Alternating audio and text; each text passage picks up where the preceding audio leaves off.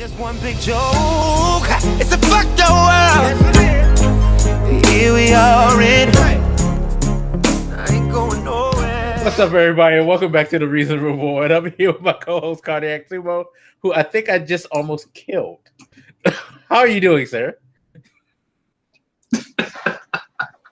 I'm good. I'm good. It's all Y'all good. don't want to know what we were talking about. Please don't ask. Don't ask. It's a wonderful Tuesday afternoon in America. You know, Obama's third term. Shit is going great.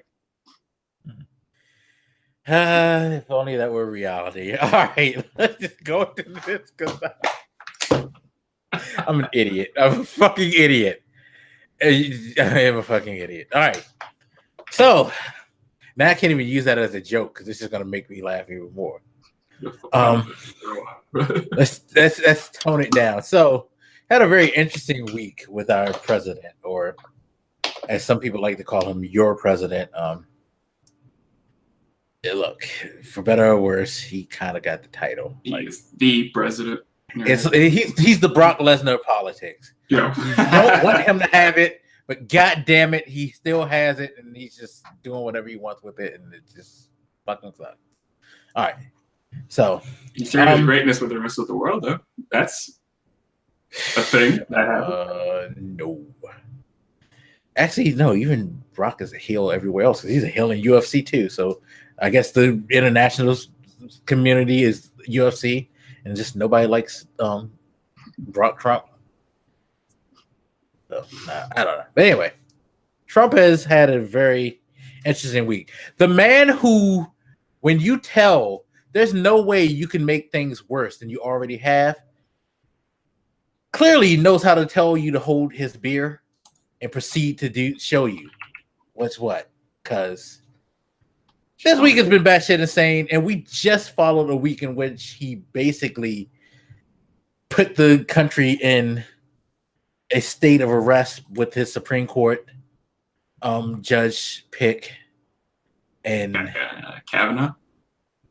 Yeah, that fool who has fishy past. Hey, he has a nice smile.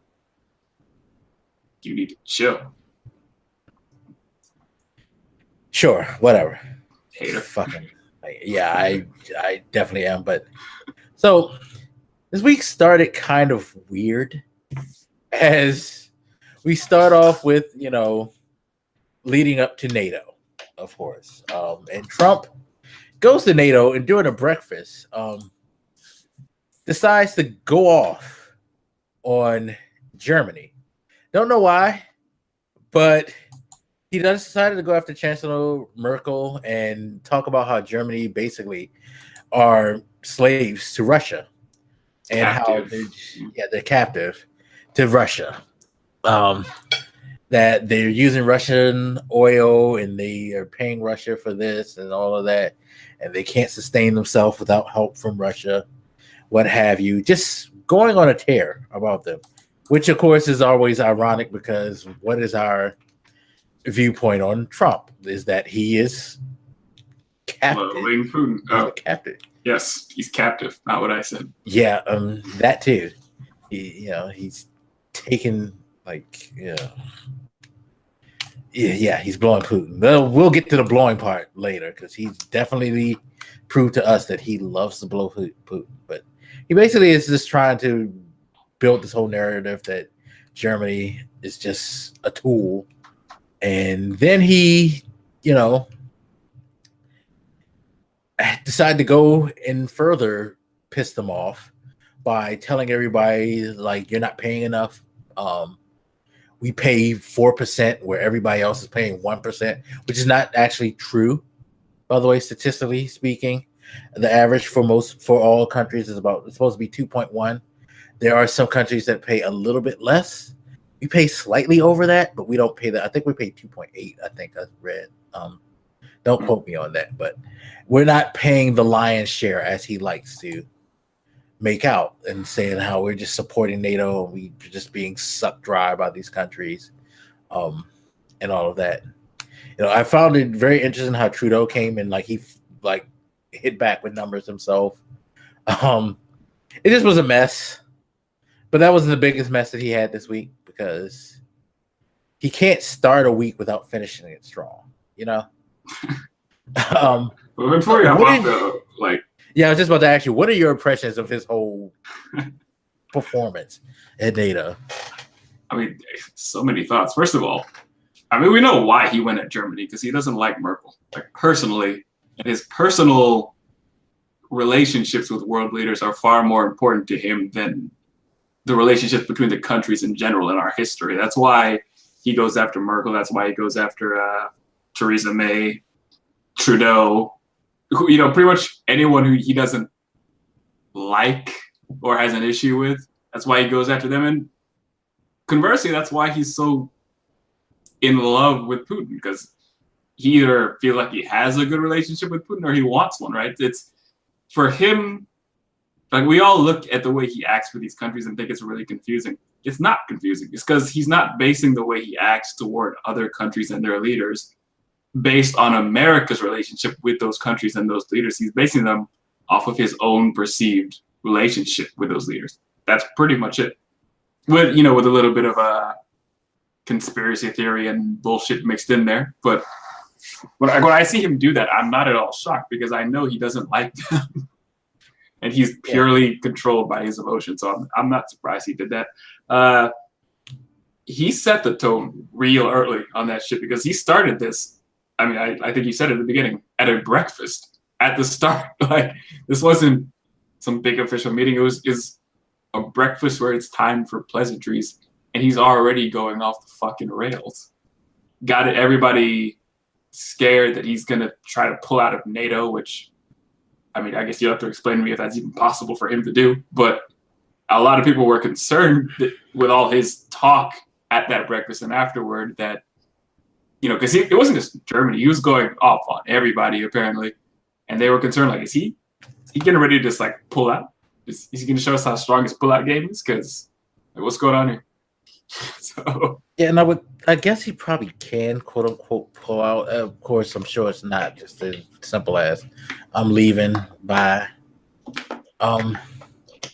But I gotta think that he would have to figure out a way to negotiate. He would figure out a way to negotiate an exit, like kind of like the Brexit thing that's been going on in Europe. Maybe he would try to do that. It's a very stupid thing to do, though, and it's funny how all of his advisors keep telling him, all his generals, all his council, keep telling him, no, you do not want to get out of NATO. What is your problem? Because NATO was created as a deterrent to Russian influence back during the Cold War. Yes.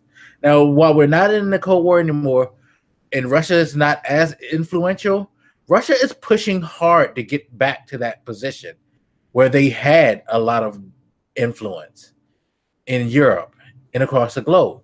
I mean, it's useful outside of just combating Russia. Like, it is useful having this alliance with those other countries. I think a lot of, what a lot of news agencies are pointing to is the fact that we have this agreement that if any one of us is attacked, we're all attacked, and we're going to get in there, which is called into action during the 9/11 and that's attack. another thing. It's like they weren't just doing it just as a thing for Russia, but it's like because Russia was the biggest threat, pretty much what spawned it. But when you think about it, this is a deterrent to world war. This is a deterrent from stopping that next Germany from coming alive and trying to conquer. You know what I mean? This is like the response that what you could do if China decides to rush west, if China decided they wanted to take over the world or something like that. You know, so NATO has its benefits. Yeah. You know, you train together. I mean, there was questions even leading in. They were like, are we going to still do our NATO training operations in the Baltic and stuff like that before the meeting with Putin and all of that? Because people were worried that he was going to start ramping down certain things that we did under NATO. And it's like, we shouldn't be fearing this partnership dissolving, because this partnership has its benefits and it benefits us. Nobody else really brings that into question. Like nobody has really before, and nobody is now, literally, except him. Yeah, and that's what makes it weird because it's not even like NAFTA. Okay, NAFTA is a financial agreement thing, and sure, if he thinks that, then I guess that can make sense because he's always talking about America isn't getting the money that they deserve from these countries and these crazy trade agreements, which is insane because nobody's complained about this. It's funny, not even the Republican Party has made this a rallying point and a rallying cry since NAFTA was put in place. Yeah, I'm sure somebody bitches about it, but it's certainly not like. I remember when it was being talked about, it was but it like the roar went down because Clinton, again, as much as people want to try to peg the Clintons as these like bastions of liberalism, they're actually the bastions of slight moderatism, because they were very moderate and they were very willing to like bend corners. And NAFTA was one of those things where they agreed to certain things that probably if you were a hard liberal, you wouldn't, because it was in the best. They felt like it was in the best interest. So no, and that's why that's what I don't get. Like, hasn't he benefited from these national trade agreements himself in his business? So why is it so bad for him? I don't get That's it. A good question. I don't know how to answer that. Because when I look at Trump, I just think he's this crazy old guy who hates the idea that the world is connected in the way it is. He reduces everything to a zero-sum game. So if America isn't the one winning, then we're losing. Fuck everybody else. But I think that's a good point. He should be benefiting from this stuff unless he feels like the way they work isn't good enough and he wants to rip them apart and make them even more beneficial to himself. I don't know. Probably because looking at his business history, again, people like to call him this great businessman. This guy is a charlatan. He tends to cheat his way through his businesses. If he can't make it work, he just basically declares bankruptcy and then goes about his business, don't pay bills. I mean, just again, this is where I say like the whole breakfast thing was warming up because you find the story, or like small story in the middle of all this chaos that his former chauffeur or bodyguard or something is suing him because he hadn't paid him at all. Like someone just quit. Yeah. I missed that story altogether. Yeah. So. Someone who used to work for Trump, like a bodyguard or something, is now suing him because Trump never paid him for the work that he did, which is classic Trump. Trump doesn't pay people. He always stiffs the bills. So it's like, yo, he can't be the greatest businessman if he's never paying his bills because he clearly can't afford them, or he's just so fucking like such a fucking dick that he just does that. I mean, sadly, I think some people thought the fact that he doesn't pay bills is an example of him being business savvy because he's like getting out of paying it.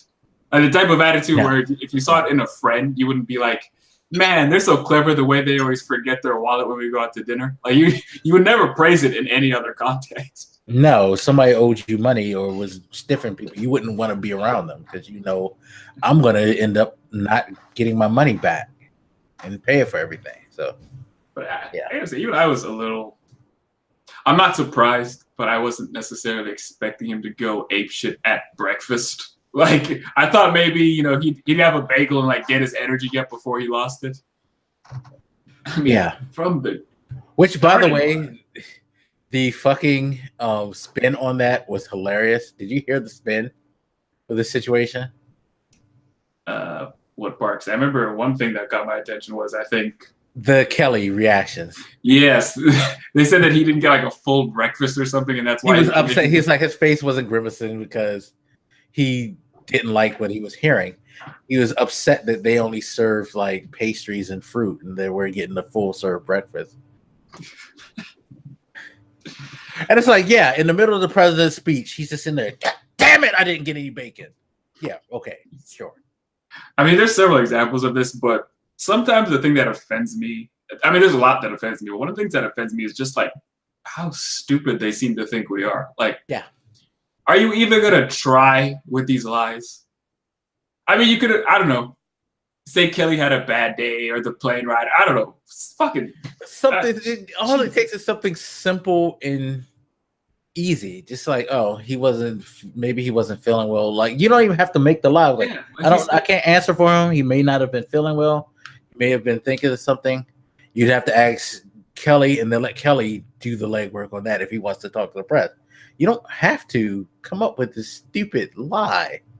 It always feels like it's intentionally bad just to shove it in your face that we don't really care about even trying to lie here. And what makes it worse to me is like, it's not just making them look bad with the poor lie, but now you've made John Kelly look like he's bad. Like, so what you're saying is you're like, you know, head of the White House is such a little baby that if he doesn't get served pancakes and eggs at a like meeting, he shows his emotion and acts cranky. Like, you're making him look like he's like, you know, bad. Like, he doesn't have any manners or anything. It's like, so you fucking shit on him. And that's the thing. That's one thing they love to do is like, to save Trump, they always like to shit on everybody who's around him. And those people just sit there and take it. And I'm like, why are you taking the bullet for this guy? It makes no sense. He's ruining your reputation because at the end of the day, he'll go off and he never doesn't have to have another job in his life anyway because he already inherited his daddy's money. He's now going to get a fucking government paycheck from us, courtesy of our taxes, because he was president until the day he dies. I know. I wish you could say that. But people like Kelly, you know, Sanders, all of these people who are sitting there taking all this shit from him, they're probably not going to really get another job, or at least not going to get another public face job. Like, what the fuck is Spicer doing right now? Does he even work? Exactly. You know, look at some of the other people. Look at Flynn. He's about to go to fucking jail. You know, it's like all these people who take bullets for this man go under and their lives fall the fuck apart. It's like, why? Why are you doing this? And the people who put them in those positions, it's strategically stupid. I don't know who it was. I was listening to the news earlier, but I wasn't watching, so I don't know who was talking. But they were referring to like this Russia meeting, and no, something Trump said after the meeting that we'll get to later. But essentially his point was that somebody needs to tell him to stop trying to survive the next 10 minutes and start thinking about the next, 4, 8, whatever years. Because he's always like saying whatever he thinks is going to get him through like the next few sentences, the next 10 minutes. It's always really short-term thinking. And I feel like it's not just him, it's all these people who defend him. They see something is wrong and they just jump to the first dumb thing to just like get him through right now instead of strategizing for something long-term, which is why you see shit like Kelly getting made to look like a cranky baby because he didn't have his breakfast because, oh shit, people saw that he was annoyed. We got to do something. He was hungry. Yeah. And the other thing is they don't wholly like cover their asses because, okay, that's the excuse for Kelly. What about I forget her name who was sitting next to him, but the other official who was with him, she was fucking looking livid too. She was looking uncomfortable as shit. So was she not happy with her breakfast either? I don't remember Bolton smiling. Yeah, Bolton wasn't smiling. Nobody was smiling. Everybody who was in his entourage got very, very uncomfortable as he was talking. So, sure, Kelly didn't enjoy his breakfast. What about everybody else? It's the stupidest lies because, like, even if you were willing to accept that they were true, they still wouldn't matter. It still wouldn't like help you out of this hole because there's more than like the one thing you're focusing on. That's the problem here. It is phenomenal, but it's scary. I mean, we're still just NAFTA at this point, and he's pissing all over our allies. I should say again, allies. I mean, based on what this idea that we're paying too much. I remember him saying something like we pay the majority of like NAFTA shit. Like even if we, he said we're carrying NATO and we're paying for all the like stuff. Like, So we pay a percentage of our GDP, right? All the countries in there do. Yeah. I would assume America makes more money than a lot of those other countries. Exactly. So if we are paying more than the other ones as a total, well, duh, because we. And you would think a business genius would understand how percentages break down. I mean, I don't know, man. Again, even if it's true, even if we all paid the flat right now 2% of our GDP, the fact we should still be paying more and be happy about it because it's proof that our GDP is higher. So, yeah. I know other people have complained about other countries paying more than NAFTA, but they are working on that. It's not like, I mean, you could have that discussion, even if you want to just say the other countries aren't pulling their weight or whatever. Why is attacking them like this the strategy? The business guy, that's your strategy, just attacking them and all this? Oh, yeah, brilliant. Yeah, pissing your allies off is always the best thing to do. And, you know, when it really don't make sense at all, but he does it all the time. He feels like he barters better deals by being like trying to be a bully, I should say, because he's not really a bully. At the end of the day, nothing he's going to do is going to make these countries like fold, because no one's folded yet. If anything, people are going back to like his whole response with the Paris peace thing, when he flexed his muscle there. The whole world said fine and kept moving on. So why does he not realize that the whole world will shape better deals, make better agreements? They'll figure a way out because they want to work together. Sure. And so do we. I mean, when the Paris climate thing came up, a lot of people in our country still wanted to go ahead and do it without the president. So it's not even like America doesn't want to do it. It's just him. Yeah. It's all his preference. I will say he's starting to make me hate the word deal, because every time he opens his mouth, he's always like, we got to cut a better. It's a very Trumpian business way that he uses the word deal. Not like, you know, we're not collaborating with him. We're cutting a deal, man. Like, yeah, because none of these things he's talking about is necessarily a deal. These are agreements. These are pacts. These are, you know, treaties. These aren't like, I mean, you could go ahead and like, if you want to say semantics, sure. You are kind of bartering and like negotiating, but it's not like a deal in the way that he looks at it. A deal for him is, am I going to get this land or not? Or am I going to get this, you know, building permit or not? That's not what we're doing. We're actually doing things that are trying to be beneficial to the world economy so that the world can exist in a better place. It's not like, okay, I'll help you make the world a better place if you cut me a deal type thing. You know what I mean? And that's how he seems to look at all of these things. Yeah, well said. I think that's what I was trying to get at, is just this. It's never, to your point, a way for us all to benefit. It's how am I going to benefit? That's why I focus on his use of that word, because you can tell the way he's using it and the context he's using it. He means specifically American benefit. Fuck anybody else. And that's just not what this stuff. I mean, yes, this stuff is to America's benefit, but not just us. Yeah. It's not like you're playing a game of poker and you're supposed to walk away with like the pot. That's not how it goes. It doesn't have to be an adversary. Not everything has to be an adversarial game. Some things can just be cooperative. It's always a fight. Why does he want it to always be a fucking fight? It doesn't have to be a fight. These countries are willing to talk to you and come up with some arrangements. They're not looking to fight us. Why does he think everybody's trying to fight us? He thinks they already fought us, like they fucked us in the ass and then they walked away. America didn't have a good deal, man. They're screwing us. That's his stance on all of it. And again, it's just objectively not true in like most cases. This idea that we're paying too much in a I keep wanting to say NAFTA. Yeah. Oh, I didn't see this news. Damn. See, stuff always happening. Shit. Too much news. We'll get to this later. Because we're going to talk about the investigation later. But so you had NATO in all of that. In the middle of NATO, of course.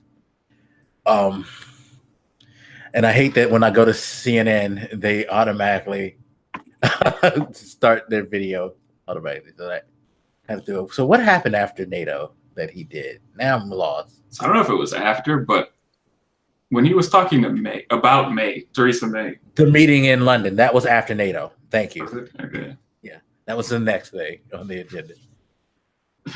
Those British protesters there. By the way, good job of outdoing his inauguration, because it literally seemed like all of London was filled protesting this man, which is insane. They're better at it. They're fun. Yeah. And not just that baby blip. Like I don't know where it was, but I had seen it on Facebook or something. There was like this little video, and they were singing like, "Hey," that song. Like I don't know where it comes from, but I remember them singing it to Bailey at like a show once. They're like, "I want to know why you're such a cunt," and I was just like, "How did you guys get all organized to sing that song?" Yeah, I know. It was a collective. I mean, they were just like with the song, the floats, the signs, everything. They were well coordinated. And it was weird because before the trip, Trump made a declaration that, hey, they love me there. And it's like once he got there, he started with the narrative, I don't feel like I'm welcome here. It's like, no shit. You're not welcome there. Yeah. I mean, like, did you not watch the news when they said they were preparing to protest you? Did he have to? Exactly. He didn't really have to. For a long time. And again, this is the lies that he tells. It makes no sense. Everybody can see the obvious answer in front of them, yet you continue to tell the lies because he went to Britain and he basically told lies. He lied about the interview that he did where he said, I never said anything bad about Theresa May. That's just made up, fabricated, fake news. And then what happens? They pull the tape of his conversation where he's just basically like tearing into May, calling her all types of like stupid names and things like that. It's like, okay, you lied about that. He went there. He told Theresa May that she needs to sue the European Union, by the way, to back them off for the Brexit, which I'm like, no, what you suing them for? You pulled out. Oh, is that what he was referring? Because I remember him talking with one of those interviewers for a while about how he had instructed Theresa May about how to deal with Brexit, and she just didn't listen. Like this weird, like I told her how to do it, but she didn't listen to me. Whatever. Yeah. He said he should sue him. Oh. And that was basically sue the motherfucker. Like, what are you suing them for? Like, what is there to sue for? Trump likes to sue, so I think he just thinks that's the answer to questions.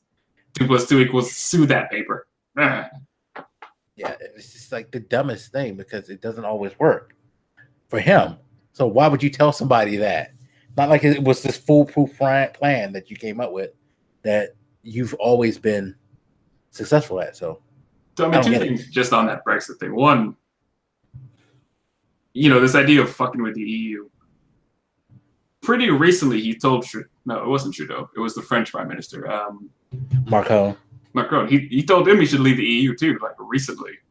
So he's clearly like trying to get everybody to just destroy the idea of the European Union, which is insanely troubling that the U.S. president is like, I don't want to say carrying out this campaign, but he certainly seems to have some gross little effort to just go around and like plant the seeds to separate them all. When you were saying that, it made me think of something. I may understand why this is something that's important to him. He sucks in groups. He's bad one-on-one. He thinks he's good one-on-one. He thinks that if he can isolate somebody, he can pour his charm or his he can assert himself one-on-one with people. It's kind of like, how he talked all the shit he talked when it came to Kim Jong-un And then when you finally went to see him, he was a bitch. Or like with the Putin thing, you know, yeah, I'll ask him. And then he was a bitch. And now he's forever a bitch to Putin since the first time he met. Or like how, again, he talked so much shit about Obama, but when Obama greeted him at the White House, he was a bitch. He thinks he's good one-on-one, but he's a bitch one-on-one. He has to be even more so a bitch when he's in the group. Just like the pouting, the grandstanding at that breakfast, or like when they were at the G7 and he had his arms fold. It's cool in front of the cameras, but he knows for the most part he's a bitch. So he needs to get you one-on-one so he can try to maneuver in his Trump-like way. Because having all these other leaders in a room that are unified, having the discussion with him and making arguments, it's too many voices. He's already prone to fall in love with the first thing someone says anyway, or the best thing that he hears. That just makes it harder for him because he has no voice in a room full of people who know what they're doing. But at least in a room of one-on-one, he feels like he might got a chance. And I think that's why he likes to isolate, because it makes better sense for what he wants to do if he can get everybody back to like being separated than to have like groups come at him. Because when a group comes at him, he can't hang at all. I mean, I could see just based on the way he talks that he probably really is more effective in one-on-one, because then he can just, with the way he talks, he can just pour on the madness until he makes you question your sanity. And if you're alone, you're just like, what? But if you're like, if you're with another person, you can look at each other and be like, I'm not crazy. Yeah, like it's like if me and you are in a room with him and he tries to tell you something, I was like, yo, that's bullshit. He doesn't need somebody to call him out while he's trying to woo you. So it is a gross thing, but it probably just makes sense for him because yeah, he probably really is more effective one-on-one because it's just harder to defend against nonsense, especially when it's just coming at you a million miles a minute. I will say, I'm not trying to be a dick about this. I've listened to him talk for like, extended periods, like 10, 20, 15, whatever minutes. And I'm just finding myself questioning my sanity at some point. I'm like, he can't be right about that. There's no way. I don't know who made the joke, but I think it was Bill Maher or something. He was talking about the way fact checkers have to check him live. And he's like, this guy sends fact checkers out on stretchers or whatever, just some random shit. It's like, yeah, because you have to fact check every fucking sentence this guy says. And it's just mentally exhausting to do. It has to be because, the articles sometimes I've sent you before. What does CNN do? 57 things that Trump said. Like, wait, in the 20-minute speech, he said 57 things. But like stuff like it's insane. I think from this Russia thing, there was like 18 or 21 things he said that was disturbing from that short, brief press conference that him and Putin did together before their talks. It's like that's too much. This was like a 10-minute. This was a joint press conference. Why does he have 21 things himself? This is surprising because he never stays on topic. I think that's one of the things that makes him mentally exhausting is that he just jumps around with this stream of thought that's always coming out of his brain at any given moment. So it's not even just like you're talking about one topic, like, I don't know, trade or immigration or something, and we just stick on topic there and he's saying a bunch of crazy shit about that.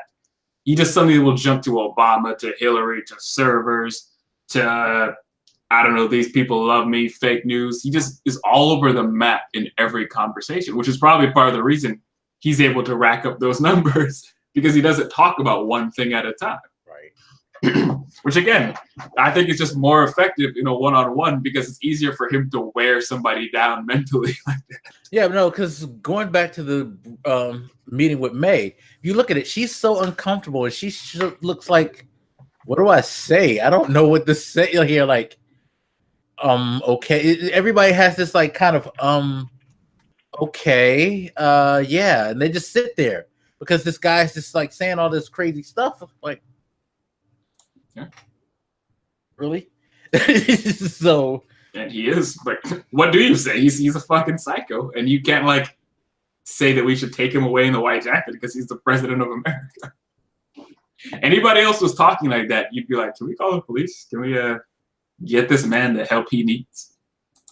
Yeah, no, it's funny. It reminds me of, I was watching Talladega Nights the other day, and it reminds me of that interview they did, the first interview Ricky Bobby did. We were like, I just don't know what to do with my hands. That's what I feel like everybody feels like they don't know what to do. Like, what's, I'm confused. I'm not comfortable here. He also dissed the fuck out of the Queen of England, by the way. Oh yes, I forgot. Just like walking all over her path and stuff like that. It's like, okay, I get it. He's not a chivalrous man, but a little respect for somebody. Like, you're about to trample this old woman. What the fuck is wrong with you? I mean, that's the point. He's a queen, and he has to outdo. I mean, I don't think it's like an outdo thing. I just think that he just has no clue. Period. Like, did you not feel her almost running into you?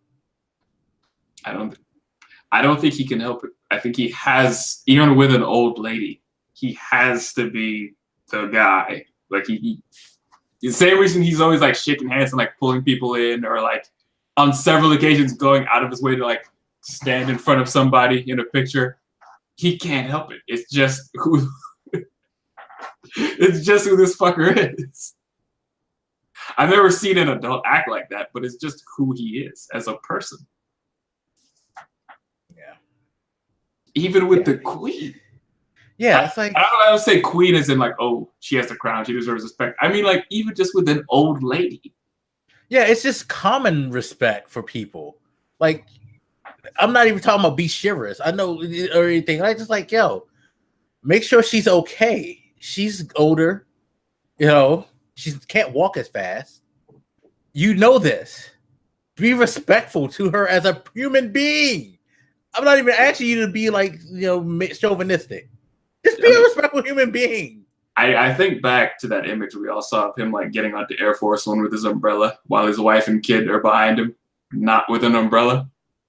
It's like, yeah, that's who he is. That is just who he is as a human. He just loves being a fucking dick. He's the only one that exists.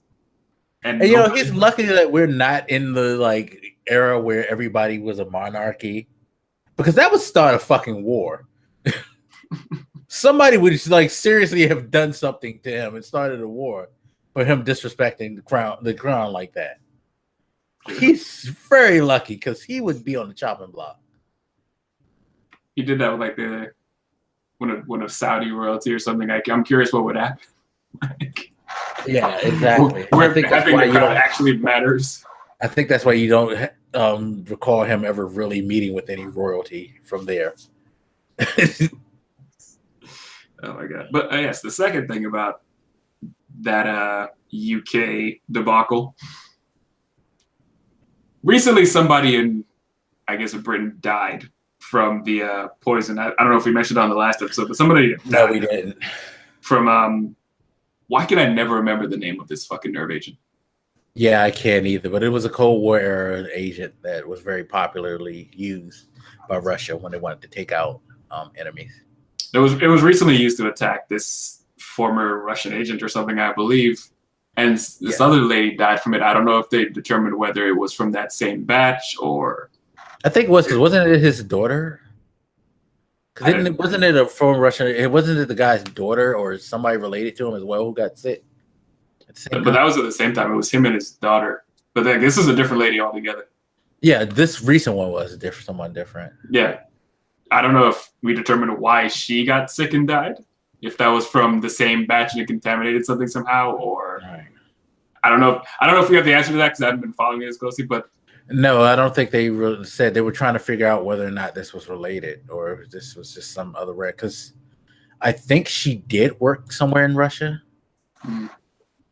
At the time, I have to look it up. Yeah, I'm curious, but I mean, the point is, somebody on their soil has died now because of this Russian attack. So I don't know if I'm impressing upon you guys how serious that is. That Russia pretty much went in and killed somebody on British soil. That's pretty fucking serious. And here you have Trump coming over, shitting on Theresa May, disrespecting the Queen and blowing Putin all in one go. Like, this is not how you are an ally to another country at all. I mean, as a world, we should be talking about the fact that that lady died because of what Russia did, and he's over here shitting on the Queen and the Prime Minister. Phenomenal. It deserves a standing ovation. I'm not going to stand because I'm lazy, but pretend I stood. Yeah, okay, so I pulled it up. Yeah, basically this lady was walking down the street near her home and picked up a curious-looking vial. 2 weeks later, one of them was dead. Like she was dead. And the other one's fighting. Her boyfriend is fighting for his life right now. So this vial was just sitting near, just some small town. I guess maybe that's where they dumped it off And or it's something. Novichok is the name of the agent.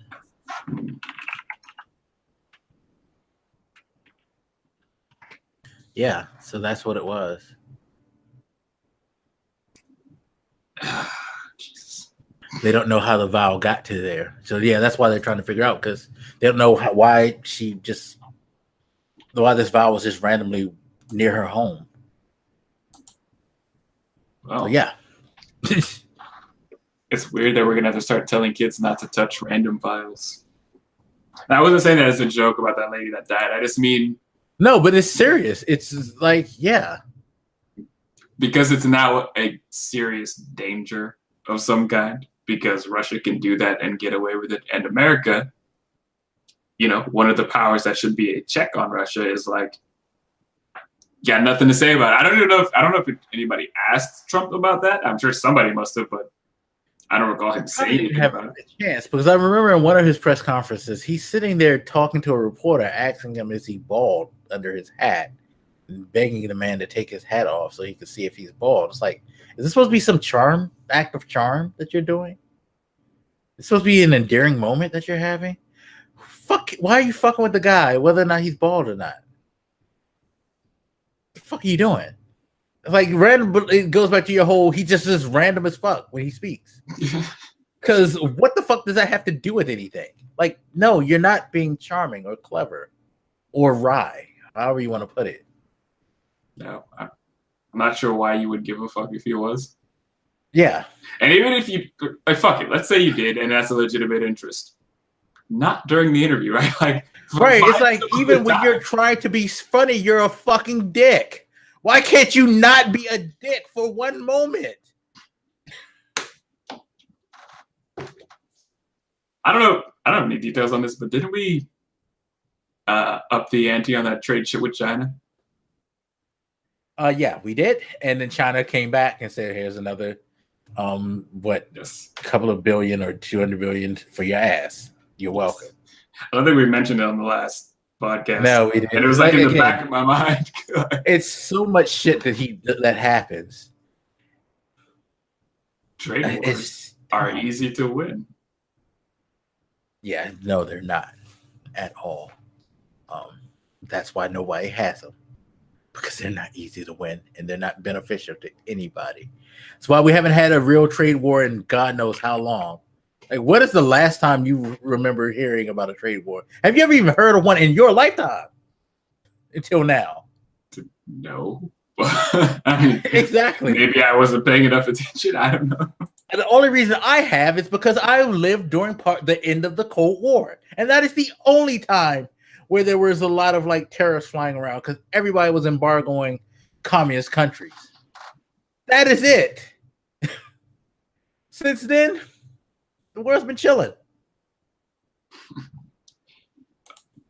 Trump has a very old school mindset, and he doesn't understand that things have changed since he's creating enemies that don't need to be enemies.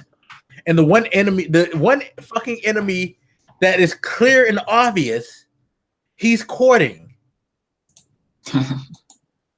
Yeah. That is a thing that is happening. It's fucking insane. Now, before we go to the Russia thing, there is the note, like, I don't know if we mentioned it in detail, but there were the 12 indictments that Mueller had. Oh, yeah. This guy, greatest hits, coming back with him. Batman decided to flex this past weekend, which, by the way, I found out something interesting because a lot of people were throwing out the conspiracy that he did this purposely to kind of put a stain on the meeting with Russia. But here's an interesting fact. Grand juries meet on Fridays. And that's when you can get indictments, on Fridays. So Mueller getting these indictments were more of, while he probably could have did it last Friday, it's still, he has to do them on Fridays because that's how it works. So it's coincidence, not coincidence, maybe, but more coincidence than not coincidence. Because, yeah, again, we're talking about somebody who follows the law. So, okay. But there were 12 Russian agents, actually intelligence agents, who work currently for the Russian intelligence agency, who are accused of hacking the DNC party. Yeah. Which set the White House on another interesting defense, which was, well, that proves that Trump didn't do anything because Trump wasn't mentioned in this. I mean, not a new defense. They've said that multiple times now. But how is that like proof? I mean, it's not, but they've said it before. And then, of course, he went on his whole witch hunt. Like, this is a witch hunt, and this is a witch hunt. And his defenders, like, this is why they need to disband. And the call for an end was brought. All of this also buffered the most spectacular news before this Russian cocksucking that Trump pulled off, which was the committee, the Intelligence House Committee, having a conversation with former FBI agent Strzok. Sir, by the way, his thing was so magnificent, we forgot that they were having a private behind doors meeting with the other, I forget the young lady's name, but his partner, who was also involved. If you don't know, former FBI agent Strzok was involved in a texting incident where him and a woman who worked for the agency as well, who he actually had an affair with, and ended up getting divorced for. So this isn't the most reputable guy in the first place, but they were texting back and forth, and they said some disparaging things about Donald Trump. So Mueller removed them from the investigation, and they eventually basically got buried in the system and removed from the FBI, pretty much derailing their careers because of that. They got punished for it. Let's keep that in mind, people. So it's been a part of the narrative for Trump to say how this is all a witch hunt and how it's, rigged because of these people. Now, the House committee had a official hearing with Strzok, and I don't think I've ever seen a hearing devolve into a wrestling press conference ever in my lifetime. Have you? No, but gotta give him credit. There were come some serious promos, man. I feel like this was Kenny Omega and like fucking Chris Jericho all over again. Like, I was just waiting for like fucking Strzok to start choking out somebody at the press conference and beating them up like Jericho did Omega. Like, it was serious. Yeah, it was a serious waste of like 9 hours, right? So 10. It was 10 fucking hours. With an hour for lunch in between. So 11 fucking hours. That's more than a work day, man. Yeah. What was the point of all this shit? Dragging this. This was their attempt to finally derail Mueller and prove that because of people like him, this is why this is a witch hunt, and they need to get rid of this investigation. And it derailed on it because, to his credit, the dick that he is, Strzok was on point. And he made a lot of sense with a lot of stuff that he said. He basically said, yeah, I got punished for what I did. And no, there's a whole group of, like, when he went on that whole 3-minute rant about how, like, there's structure and there's organization, there's rules and there's regulations, people back check and all that, and no one had in the FBI, like, will ever disgrace their integrity. to the point where they will like cause an investigation to fail and shit like that, or would allow anybody. When he blasted, who was it? Oh gosh, Gowdy. When he blasted the fuck out of Gowdy, and Gowdy's just sitting there tight faced, like, I'm just getting my asshole reamed and I can't stop this. So I'm just gonna sit here and take this and be mad about it because that's all I can do. That shit was beautiful. That when I saw that, because it wasn't the first time he was like being all eloquent and shit, I was like, this isn't just stupid because it's a waste of time. But it's stupid because it's making him look better. It's like you just gave this dude a chance to like revitalize his redeemed himself in this whole thing. Exactly. Because a lot of us had never really seen this dude talk or anything and didn't like know him or anything. You just put him out with your bullshit. You made him look like a fucking hero. Yeah, it backfired because you had a kind of good narrative to go with him. Like, come on, this guy can't be on the up and up. Look what he did to his wife. He's sitting here making jokes about the president with the woman he cheated on his wife with. How much integrity did this guy get? You would have just left the narrative of that. You could have like just pulled that out when you wanted to, not have to say a word, because you know what? While it's fluff, it is inconsequential considering the fact that this guy got reprimanded and punished and lost his job because he almost threatened an investigation. It's already been settled, but you can still kind of bring out that black eye mark and kind of be like, yep, this is the type of people you got working on this investigation, right? I'm sure you got more like him somewhere. But no, they decided to bring it to the public and fucking like had it stuffed in their face. Yeah, bro.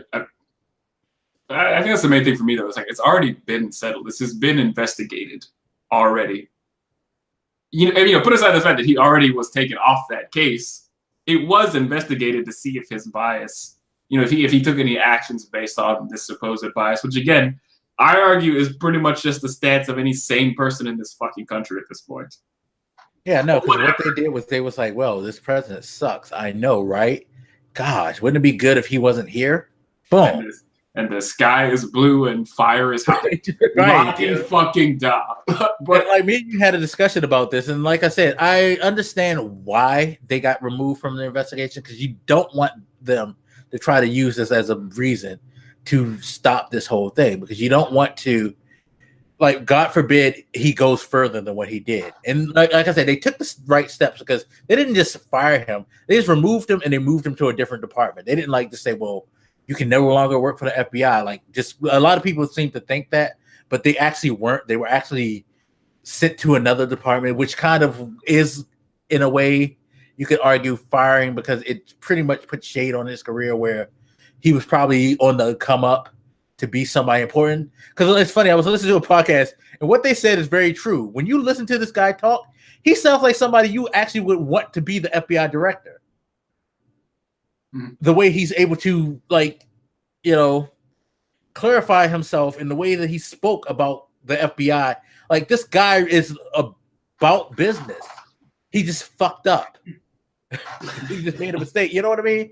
But otherwise, he would have probably been fine, and he probably would have been an FBI director had he not just did that stupid thing. And yeah, get it. You have to move him away and keep him away from all involvement in this because it's not good for the whole investigation. That being said, you know,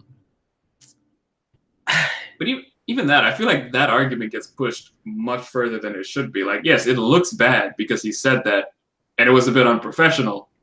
But like, even take away my argument that this is not like a crazy biased opinion. It's the opinion most sane Americans have. Take that away. It didn't impede his work, and it's been proven that it did not affect his actions. So I don't know.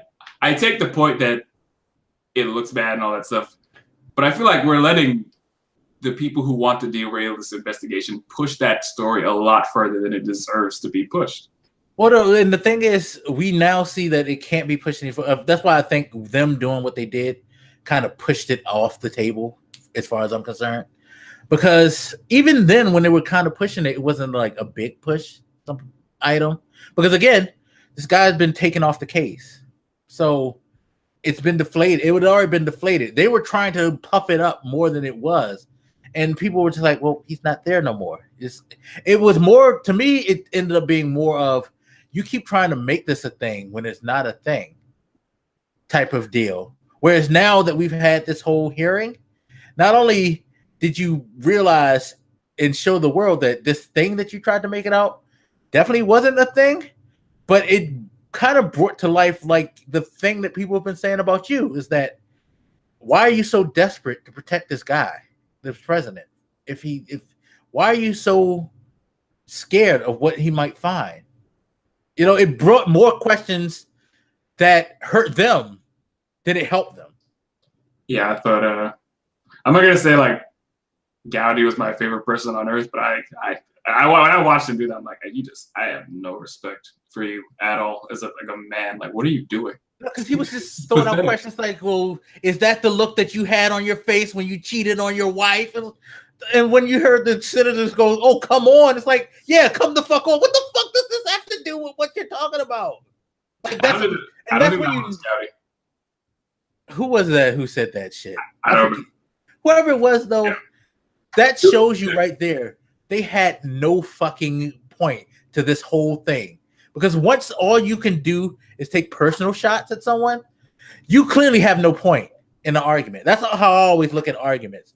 Once an argument devolves to me or you just getting personal on things that have nothing to do with what the discussion is, you clearly have signified that you've lost.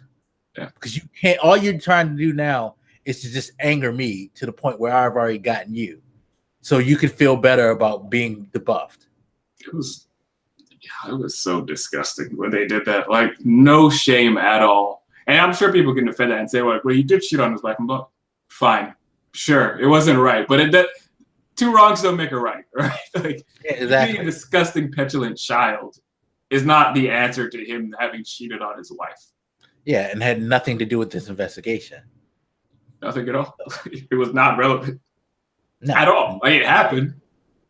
A lot of people talk about that affair, and it's completely irrelevant. So it's like, yeah, it is. It is only irrelevant in the sense that they try to use it as like a character attack to make him look insidious, which again, they were better served doing when they didn't put him out in front of a camera and show him getting attacked by all these people. Many of whom seem to just be ignoring regular protocol for these hearings because they were ignoring when people told them they didn't have the time. Anytime somebody like not objected, I can't remember what the terms they were using was, but people were raising issues with their line of attack, and they would just ignore it. Or at one point, they were asking him to like, what was it? They wanted to testify about something, and his point was that the FBI said that he couldn't talk about that because it was part of an ongoing investigation, and they fucking knew that, and they just kept pressing him and threatened to hold him in contempt if he didn't answer. It's like, what are you doing? Yeah, he can't answer that. You know he can't answer that. And you're just he can't break the law. And if he does that, then you're going to try to hem him up for breaking the law. So what? It's like, no, he can't break the law. Leave him alone.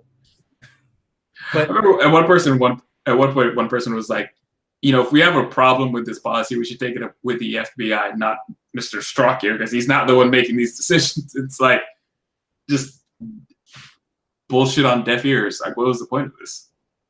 Yeah, like you're trying to make him commit a crime for your benefit because that's the best you can do. I mean, it's just so fucking strange. Now, I'm curious as to what happened with his partner because, again, after his thing, we don't really have much on his partner, do we? I don't think I even saw an official news article about her. I didn't know she had one until you just said it. Yeah, no, it was literally the day after this fiasco. She was having behind closed doors hearing. I wouldn't fucking dare put her in front of a camera after what you pulled with Strzok, because that backfired all the way. Yeah, it did. You don't want them both looking like heroes. And you even look at the news coverage. People are talking about Strzok like he's a hero. Yeah, no, like I said, they pretty much have made this guy a candidate for the head of national security. Yeah, you turned this dude into a fucking martyr because you all went apeshit on him at once. And what was the visual we all saw? Him sitting there while a bunch of assholes attacked him and talked about his fucking wife. What were you thinking? How did you think that was gonna look? Right. That was the stupid. And you know, you can criticize the smirk all you want, but that smirk was a G move because it's just like he's sitting there like, really? That's all you got? Mm-hmm. It made him. Mm-hmm. It just like you just made this guy a stud.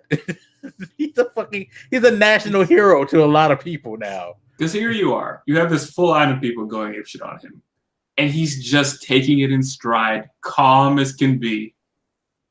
It couldn't have made you look any worse. And for 10 hours, you're looking like a bunch of raving lunatics, and he's cool, calm, collective. That's so fucking, yeah. The sad thing is, the whole point of this was not to seek justice or answers. It was just to try to make him look bad and discredit this investigation. And you didn't even do that. You made him look good. Yeah. Your one goal going into this fucking thing. Yeah.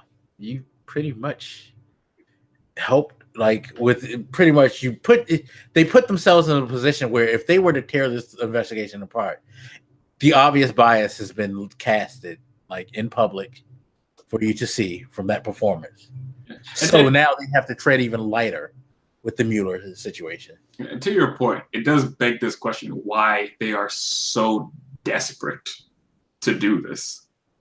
And I have to assume it's going to get somebody in some legal trouble. I don't know what it takes to get these obstruction of justice things or whatever.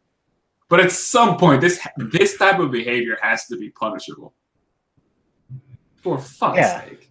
And I mean, it's about to get extra deep because that's the thing that I found that I said we were going to get back to. So just a little while ago, it was updated, a story on CNN. Mueller seeking immunity for 5 witnesses. There are 5 witnesses on the Paul Manafort case that he is positioned to have given immunity, which means that these people pretty much their testimony is going to help them. Their testimony can't be used against them in later court cases, which basically is helping them out to be free and honest about what Manafort has been doing. So Paul Manafort has just got buried like even more. And the screws are being put on him because if you get 5 witnesses to flip on him and to point the finger at him, dude, you got to sing because you're looking at over 200 years right about now. 200 years. No, serious. When they counted it up, didn't they say something like 200 years or something ridiculous like that? If he got all these counts, because he has like 20 counts or some ridiculous shit against him. I would not be shocked. But yeah, either way, he's not going to get out of jail in his life. Let's just clarify that. So, yeah, they're undisclosed, of course, for the risk of undue harassment, and the details could lead to reputational harm. So, oh man, this guy, man, this Mueller guy, he's not going to stop until he takes all of Russia into prison. No, he's not, because also on top of this whole thing with the 12 intelligence agents is that they just placed charges on a woman. Let me pull up the article again so I can find her name. Because I sent it to you earlier, which hilarious. The connection. So Maria Katina, who apparently has Russian ties. She worked for Russia. What did she do? She's a Russian national who worked for, let me find out what her job was. She's like one of the gun rights advocates. Yeah, she was high up. She was like one of her mentors was in the Russian intelligence, and she came to the United States and was cultivating a relationship with the NRA, in which she had them come to Russia and speak and things like that, and had them meet with Russian officials and stuff like that. She also helped broker introductions between the Russians and apparently American politicians, as well as some people involved with Trump. So now you have like, this is where this whole, clearly they're doing this because there's something that they're afraid of, because you have a Russian national accused of conspiring with Russian government to she's pretty much accused of conspiring and committing espionage on U.S. soil for Russia. She's tied to the NRA. We know the NRA has a shit ton of Republicans and conservatives that they bankroll. So, again, how Trump likes to always frame it, well, it's not just about me. Maybe it's not just about you. But if it's about more than just you, who is in Congress right now grabbing their ankles, hoping that they don't get hit by lightning?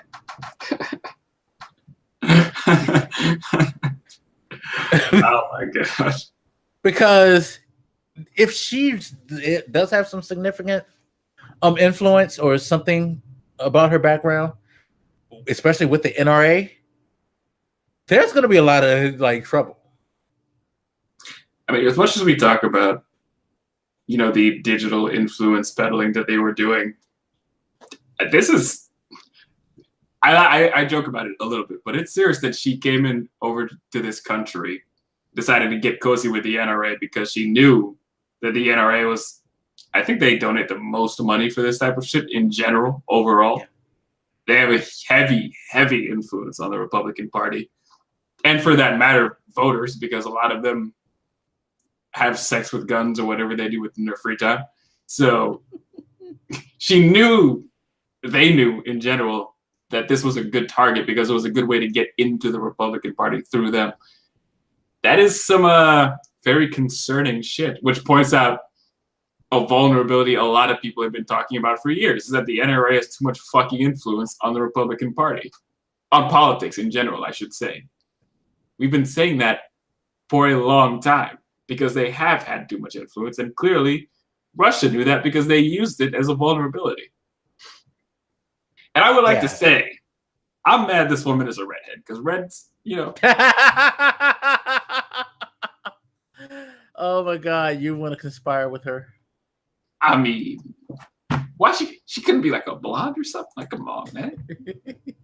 So basically, you would have been caught in her honey trap, basically. Probably.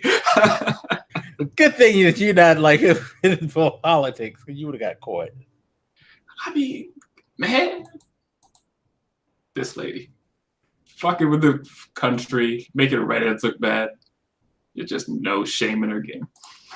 But yeah, I really want them being Republicans to address this problem. The fact that Russia looked at the Republican Party and saw a prime target and successfully got at that target. Like, you have to acknowledge that there is something about the Republican Party that made them look vulnerable to Russia. So much so that they went through all this trouble somewhat successfully. Yeah, because me and you talked about it earlier, and like I said to you, it's funny how this is why part of the problem of the Democratic Party and liberals is that they're so all over the place with like what they feel should be their agenda, that their lack of cohesiveness kind of makes them a harder target to hit. Like, you beat the Democratic Party by dividing them more, I would think, out of anything. Whereas with the Republican parties, you take them and manipulate them best by appealing to the things that they, are already kind of like, trapped in. Like, by brokering this deal with like one of their favorite benefactors, you seed your way into their, you infiltrate yourself easily because you're a friend of a friend. And you're able to get away with a lot more stuff, where it's harder to do it when everybody's broken up because one person is always watching the other person. And then you have the level of like, if like I said, if it's not morality, then it's a fear of getting caught doing something bad that seems to permeate more when it comes to liberals. It's like you look at the Al Franken thing. Al Franken was probably one of the better presidential candidates coming for 2020. But once they found out what he did, they were like, fuck you. We're not connecting ourselves to you because we're not like going down this road. We'd rather keep the high road instead of going with you, even though you probably would be able to still win despite this. They just totally eject it. They totally eject anything that can cause them like major harm in their eyes. Yeah. You know? No, I thought it was a good argument. I hadn't thought about it because, again, we tend to think of that lack of cohesion as a weakness. But I guess if you're so spread out, it is hard to make you a target. So yeah, there is a benefit to, aside from just having like some sort of moral clarity, I guess there is a benefit to doing that. Yeah. It's like you mistakenly help yourself get out of these types of jams. That's why when you see there's controversies in the Democratic Party, it tends to be individuals, not necessarily like groups. You know what I mean? So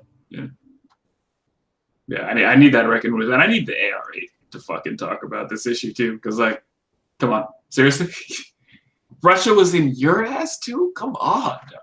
Right. So how it's much gonna be interesting to see how here? Dana Loesch is gonna spend this one. This shit is getting ridiculous. Like, how much are they doing over here? Come on, man. And you know, I hate to say this for all you guys who hate the man, but Obama warned us about this.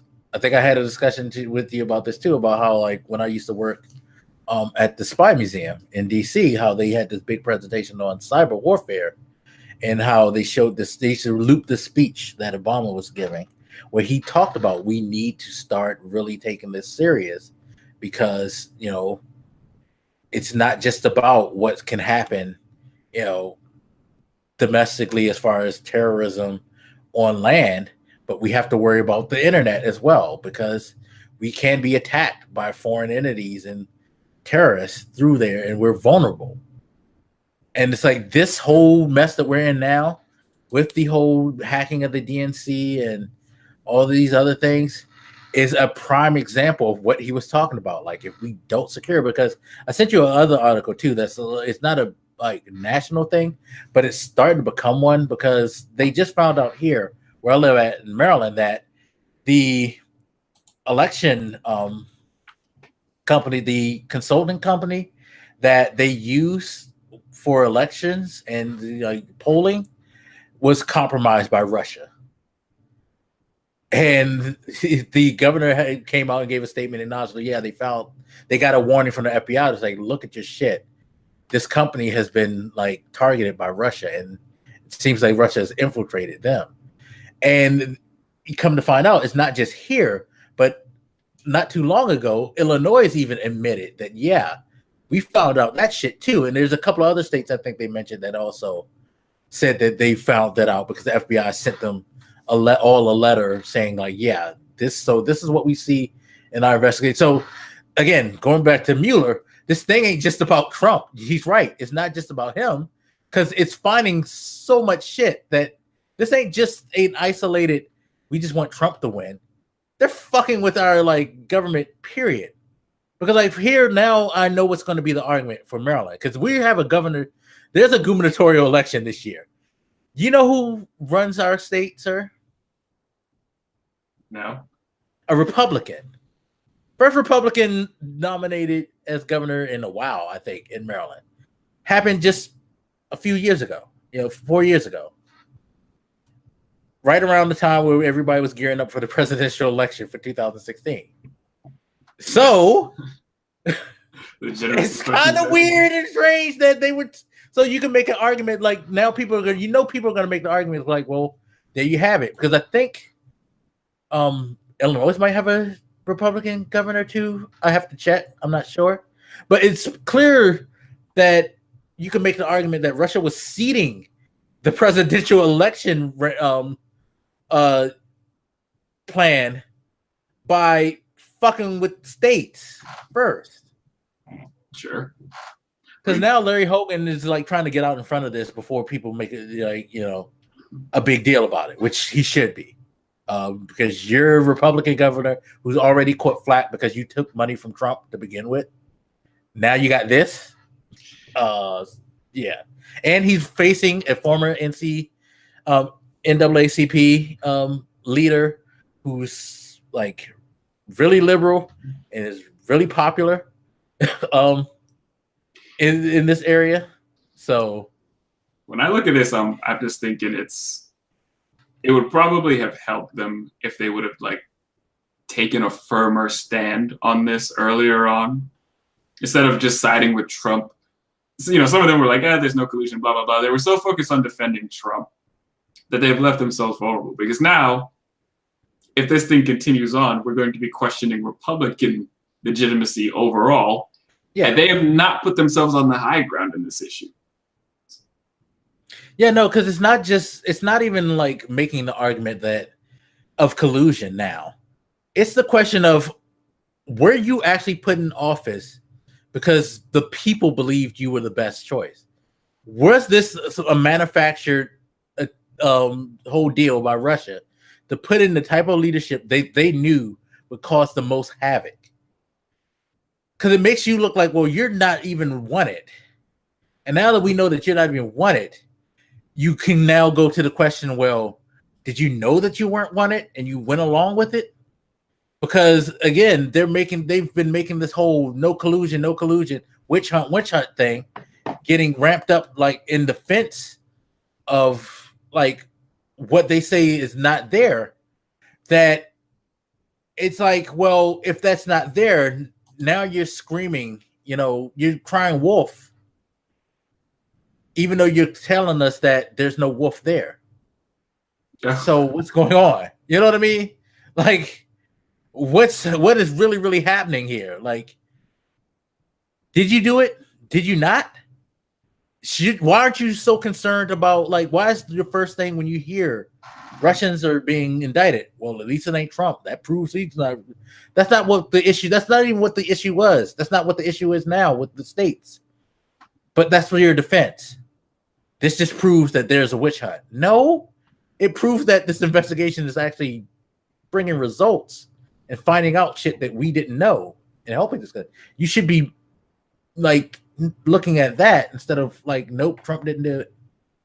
I mean, the results are very, very concerning to me, though, because it's like we for a long time just acknowledged the fact that we have a two-party system. And I know there's independents in different parties. There's two parties. It's two-party, yeah, exactly. So, this entire situation over these last few years has just shattered the legitimacy of one of the parties, the right, the Republican right, essentially. Their legitimacy as a whole is now questionable because of this. Because, I mean, just visually, when you see them every day trying to defend Trump from this investigation, for whatever reason it might be, and now that we know more and more about how Russia is messing with our elections in general in their favor, where does the balance go between the left and the right if the right just doesn't even look legitimate anymore? Like the idea of voting for the right when you know that they were used by Russia to target this country looks even more distasteful.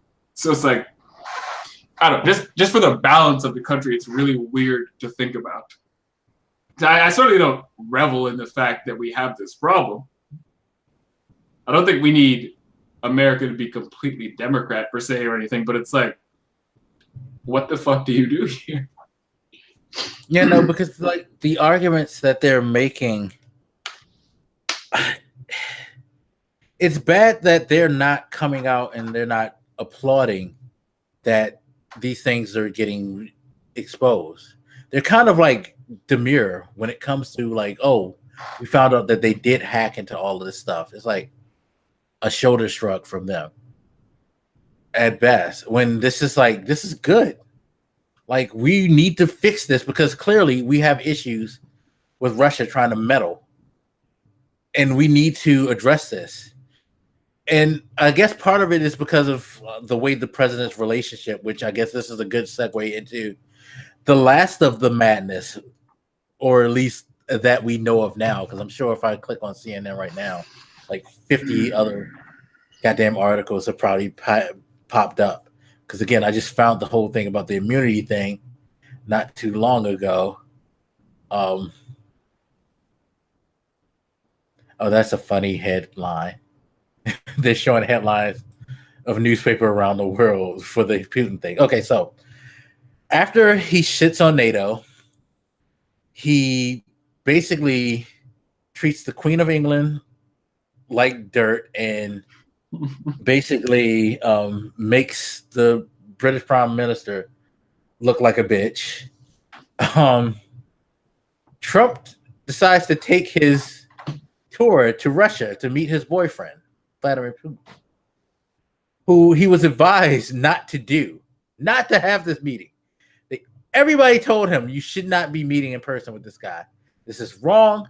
This is not going to come out right. It's not going to look right, even if it does seem to have some type of positive message. People are still going to have questions.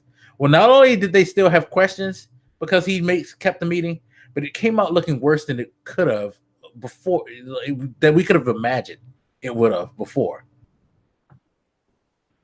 So I'll let you go and tell me like your whole impressions and like, you know, sum up this whole mess, please. Because I don't have alcohol and this is not good because I don't think I can handle it. So I think I mentioned it on the last show before he went over there, is that we don't know why the fuck he wants to do this. Nobody can tell us why he has to have this private meeting. And but we still don't know why he did this. He went over there to Helsinki, had this private meeting with Putin. What was it, like 2 hours or something? Their translators were in the room, I believe. I mean, just look at the visual of that. A lot of people in this country and around the world think that there's a funny relationship between these two. And he doesn't even try to deny that there is. He just goes over, despite any complaint of him doing this. He doesn't care what anybody says. He's going to do it anyway. And I just don't understand that. The fact that you're surrounded with people who say no, but you feel so strongly about it, you're going to say yes anyway. And you don't give us a reason why you feel strong enough to do this. So he goes over there and he has this meeting. He comes out. I don't know. So there was some press coverage, I think maybe before and after this meeting. And he just looks like a bitch non-stop the entire time. They have a couple of American, members of the press, and they have some Russian members of the press who, let's face it, they're Russian members of the press, so they're gonna wash their fucking mouths if they want to go home. Because remember, this guy, just for a history lesson, Putin has been known to kill people in the press. So yeah, Russia's press is state-run, so it's like, don't forget that it's not real. Just like his fucking elections aren't real, even though he's been congratulated for winning them. It's all a facade, you know. So yeah. But we have some American press, and they're both asking the other ones questions, and the American press is giving Trump golden opportunities to act like he has a pair of testicles. Like basic questions like, do you believe our intelligence agencies or whatever? Just, can you say anything negative about Putin? And he just utterly refuses. In fact, he shits on us instead. He blamed us. He said that we're to blame for the relationship with Russia. I think somebody asked him, like, you don't think Russia has anything to do with this? And I think he said something like, there's blame on both sides. That was after he first said, like, we kind of had blame, and then he had to walk it back. And that when somebody asked that question again, he walked it back. But he didn't even really walk it back that much, because he starts saying, we both have blame. And then he just lists everything America did wrong. He didn't say one thing, literally one thing Russia did wrong. So he didn't even really walk it back. He just said out loud, yeah, we're both to blame, everybody's to blame. And then he just continued to shit on America some more. And I don't know if he just forgot to start listing out what Russia did wrong. I don't know what the fuck that was. Do you really think he was going to say something in front of his boyfriend? And no, but just he wasn't going to piss his boyfriend off. He couldn't do that. And no, yeah. You know, Crimea, killing people in fucking Britain. Russia is not, Putin is not a good dude. And there's reasons why they've been cut out of the world stage the way they have been. Because they keep fucking up over and over again. They're bad actors. There's a reason they're not part of the what was the G8 or whatever? Yeah, it was G8, now it's G7. Yes. There's a reason that we keep kicking them out of shit, because they're not good. You just reminded me too. At NATO, Trump, at NATO, before NATO, Trump did mention that he thinks Russia should be in NATO, by the way. Which blew my mind, because it's like the thing that this thing originated on was keeping tyrants at bay. You want to add a tyrant to the deterrent for him. No. A Russian tyrant, too. Which is awesome. Not awesome. It's ironic, I guess. But yeah. But no, the whole thing with him like blaming us and not believing the intelligence agency, it's just like he debased himself in front of someone who we clearly have evidence had his fucking, like, it doesn't take a genius to put two and two together. If you have Russian intelligence agencies connected to hacking government elections and official documents, you have to know that the president knew about this and that he was fine with it, that Putin was fine with this behavior. Sure. And just not back on that, blaming us shit. I mean, he shouldn't make the false equivalency at all. But he could have at least, if he was going to talk shit about us, said something about Russia as well. Like, are you fucking serious? Bare minimum. If you're going to shit on us, at least shit on them a little bit. And again, not that he should be shitting on us in general, but fuck's sake. If you don't want to answer the question directly, just say something like, well, we're gonna have discussions on this because it's a very serious issue, but I think me and Mr. Putin could work it out. If he would have said something like that, I would have been fine. No, he punked out.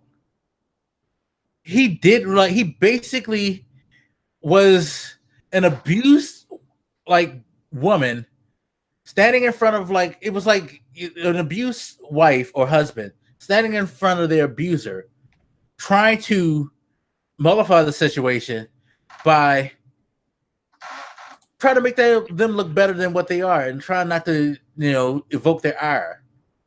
It's like, it's okay. He really loves me when he does this to me. It doesn't mean that he hates me or that he doesn't love me. I think earlier Rand Paul, must have been Rand Paul, was defending this shit. Yes. And saying it's good to get along with Russia or whatever. Or it's good that we're getting along, whatever the fuck he said, I can't remember.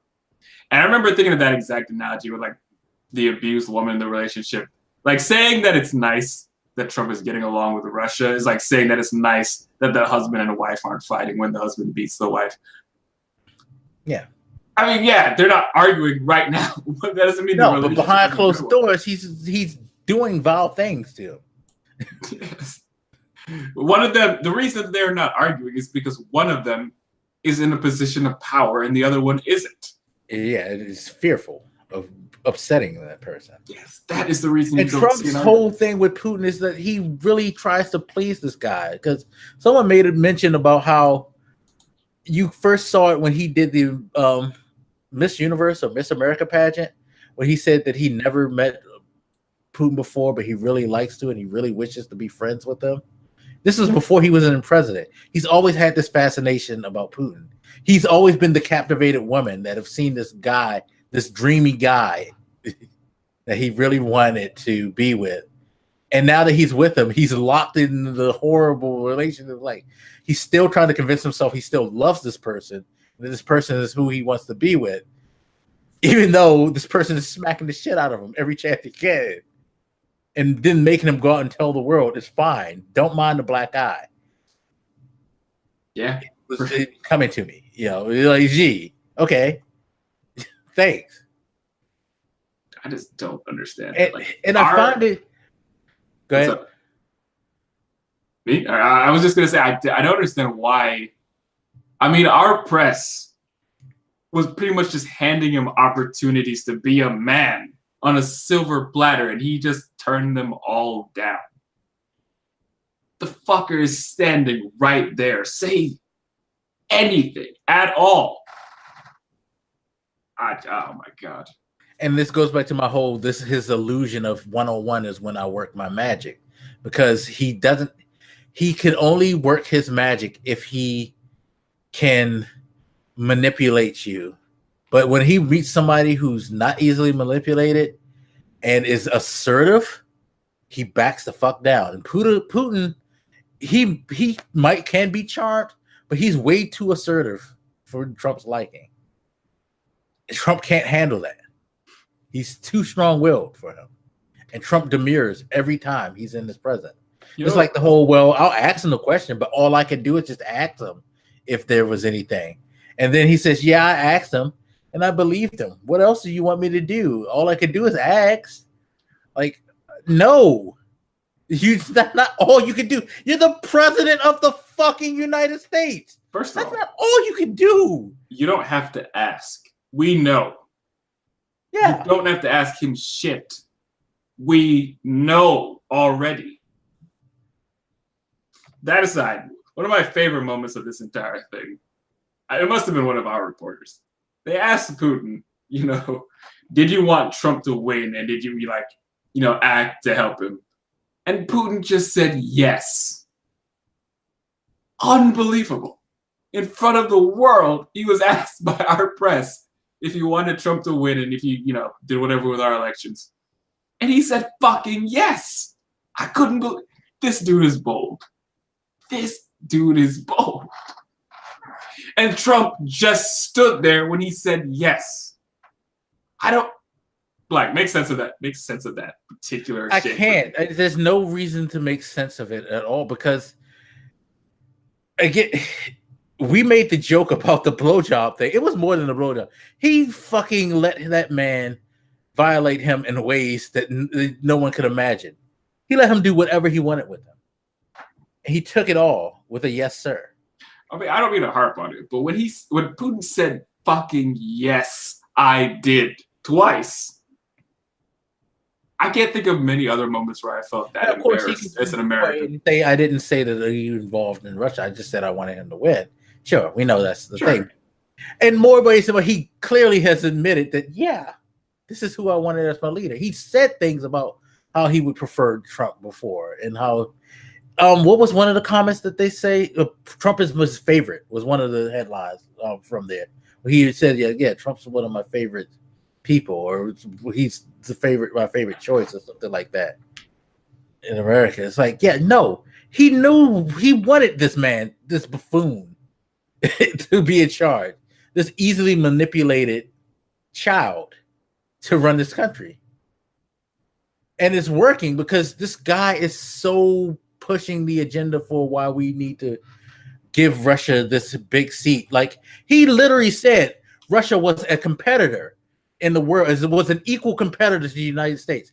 Financially speaking and politically speaking, Russia hasn't been an equal competitor in 20 fucking years. So for him to say that, to elevate Russia to that point, is ridiculous. You're going to say that this guy is your equal, yet you want to shit on China, who is clearly your equal? Like, you show China no respect whatsoever, but you're applying for this guy to have his seat elevated? To be clear, we're talking purely economically, right? Because there's many ways in which we're not equals with these fucking guys. I know he likes to make these moral equivalences between Like, well, you know, things we do, like our military does and what Russia does, it's not the same. There's not even the more. Yeah, no, it really isn't the same. None of it is the same. There's nothing that really equates, except for, I guess, like, no, not even that. I was about to say, I guess our leaders are evil. No, it's not that Trump's evil. Trump's just he's an idiot. And he's a child. He's not even necessarily evil per se. You know, he has some fucking like horrible like tendencies and ideas, but he's not inherently like I get why some people get upset with the Hitler type thing, because Hitler was a little bit more smarter with his. But give him time, he can do Hitler-like things, of course. That being said, he's not inherently evil. His evil is manifested through his stupidity. If you really think about it, Yes. like his lack of understanding how the world works leads him to be just an petulant child about things, to the point where he'll do something nonsensical and it will make huge ramifications. I don't think he's an inherently evil person. He's dangerously stupid. He's just he's dangerously stupid. That is the perfect way to frame Trump. He's a dangerously stupid person who has too much power at his disposal right now.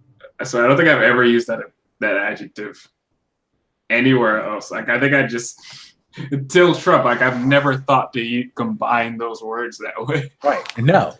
Who would? But he's proven that is a thing. I'm still hot that Putin had the balls to say yes to that fucking question, and our president didn't say anything about it. And then it's like he's like, "Oh, congratulations on the great fucking World Cup! You did an admirable job." Like, he's like, "Dude, could you take his dick out of your mouth for 1 second and be a fucking man about shit and be president for once?" Jeez. It would be far less offensive if you didn't go out of your way to fly across the ocean and meet this dude in person, despite everybody's protests that you shouldn't do it, right after somebody in one of our allied countries died from their attacks. Yeah. It would be far less offensive if you didn't go there and stand next to him in person and make us watch you blow him.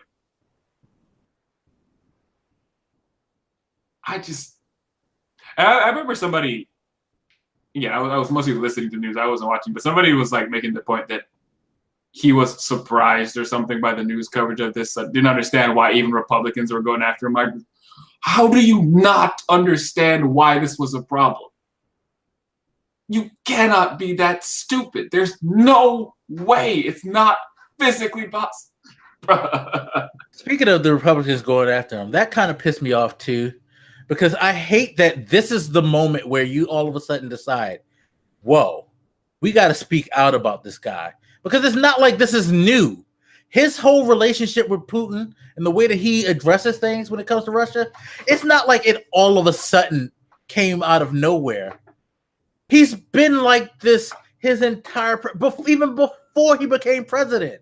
He said things like, yeah, I hope Russians hack the DNC. Yeah, Putin's a great guy. I can't wait to meet with him and like have a relationship with him. He has fucking slobbed all over this man for years. And now you're outraged because of this meeting? Why is this now the breaking point? It's a little too far gone at this point, because all these things that we talked about, the election hacking, not just federally, but locally in states and all of that. You know, the agent attack, the nerve agent attack in foreign countries, you know, an allied country. Just different corruption that he's had, like in his own state, where he's treated his people. Like, all of this is not new about Putin, and none of this is new about how Trump still views this man and deifies him. And now, because of this meeting, you all of a sudden feel like, you know, I don't agree with the president and the way he handled himself when it came to Russia. Really? Really? This moment, all that stuff building up, and it took this moment for you to like wake up. That's why it pissed me off. It's like when I hear like Ryan talking, I was like, shut the fuck up. Because this is what you wanted. If it's not what you wanted, you would have stopped this before. He's been talking dangerously and basically kowtowing to Russia since he started running for president. You knew this about this man already, yet you sat quietly and you let him get power. You let him continually do the things he do just because you wanted what the fuck you wanted. You felt like you can manipulate this guy, or at least you can hold on to him while you can get whatever you want pushed in there. But you now all of a sudden they're starting to realize that, yo, maybe it's beyond just what, like, you know, just him like being talking. His words aren't just the things that are vile and reprehensible. His actions have always shown that he was going to this route. And now he's trying to elevate a major enemy of the world, not just the United States, of the world. Fucking China doesn't even really care for Russia. China. Yeah, and this is what you're doing. But I was trying to find who had said this. I think it was something I saw. First of all, Daniel Bryan is going ape shit on the Miz and his boys. Second, yeah, Miz ran. I was trying to find who said it. I think it was like on MSNBC or something. She said something like, Rachel Maddow, because it wasn't her. Either her or Joy. No. It's another one. I can't remember her name, even though I love her voice. Anyway, she said something like, you know, we're all looking at this as like a dark day, but it doesn't have to be. You know, this can be the day you stand up against the shit and blah, blah, blah. And I thought, I appreciate the attempt at positivity, but today isn't the day. Yesterday was the day, or the day before that, for like the last 2 fucking years. Like, today is not suddenly the day. It has been the day every fucking day since this dude jumped into the public sphere for politics and stuff. Like, I mean, to your point, they have not been standing against this guy. Everything he has been doing for a long time. I don't want to hear that today is the day. I mean, yes, better late than never, I guess, but come the fuck on. When we were, even as far as like last week or the last podcast and stuff, look at the news coverage for that week. Everybody was concerned that he was going to do exactly what he did. Bitch himself out and us in front of Russia and the world. They were talking about it for weeks because we all knew he was going to do it. So this sudden shock that he did it is just not I can't believe the president did that. Yeah, it's dumb. It's all they could talk about in the news cycle for weeks. Yeah. We knew this was we feared it was going to happen. I think some of us were hoping somehow it wouldn't. But we all knew this was going to happen. Yeah, the funny thing is I don't think any of us was expecting a different type of performance. We were just hoping that he would something would derail this from actually going down. You know what I mean? It was more of we just hope that this meeting doesn't happen. As opposed to like we just hope that he acts a different way because everybody knew what he was going to do. Everybody saw it coming. Like he fucking had the like dick in his hand well before he put it in his mouth. So yeah, and there was plenty of reasons. By the way, if you're offended by us constantly talking about the president giving Putin a blowjob, I'm pretty sure there's a film that Putin got of him actually giving him a blowjob. So we're being like, you know, metaphorically speaking, but we're probably not. It's probably a real thing. No, fuck you. You know what I'm offended by? The fact that the president keeps giving him blowjobs. Fuck you. I am too. Exactly. Exactly. You should be more offended that he's blowing this man constantly. Because nobody would be saying it if he wasn't doing it every day. And you know what? I'll pull this out because I said it before. I'll bring it again. Like I said before the podcast. And he probably makes him swallow it too. God damn it. Shit. Like it's ridiculous. The president shouldn't be like this. Our president shouldn't be like this with another world. It's not just being this way with the world. Like, okay, I can see if he had dreamy eyes for Trudeau or Macron. You know, they're cool dudes. You know what I mean? I can see if he had man crushes on them. they're cool dudes.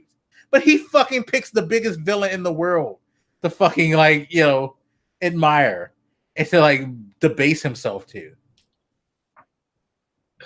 Come on. Yeah. I don't understand it. Shit is ridiculous.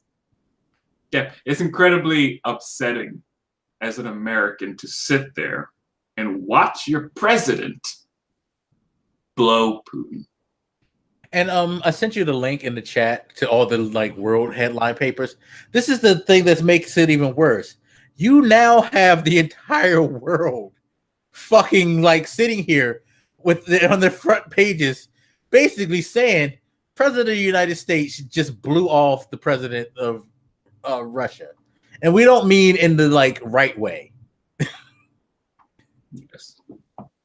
Yep, I see it. These other countries should not be able to talk shit about us like this. No, the fact that this is such it makes this type of ripple worldwide is disgusting.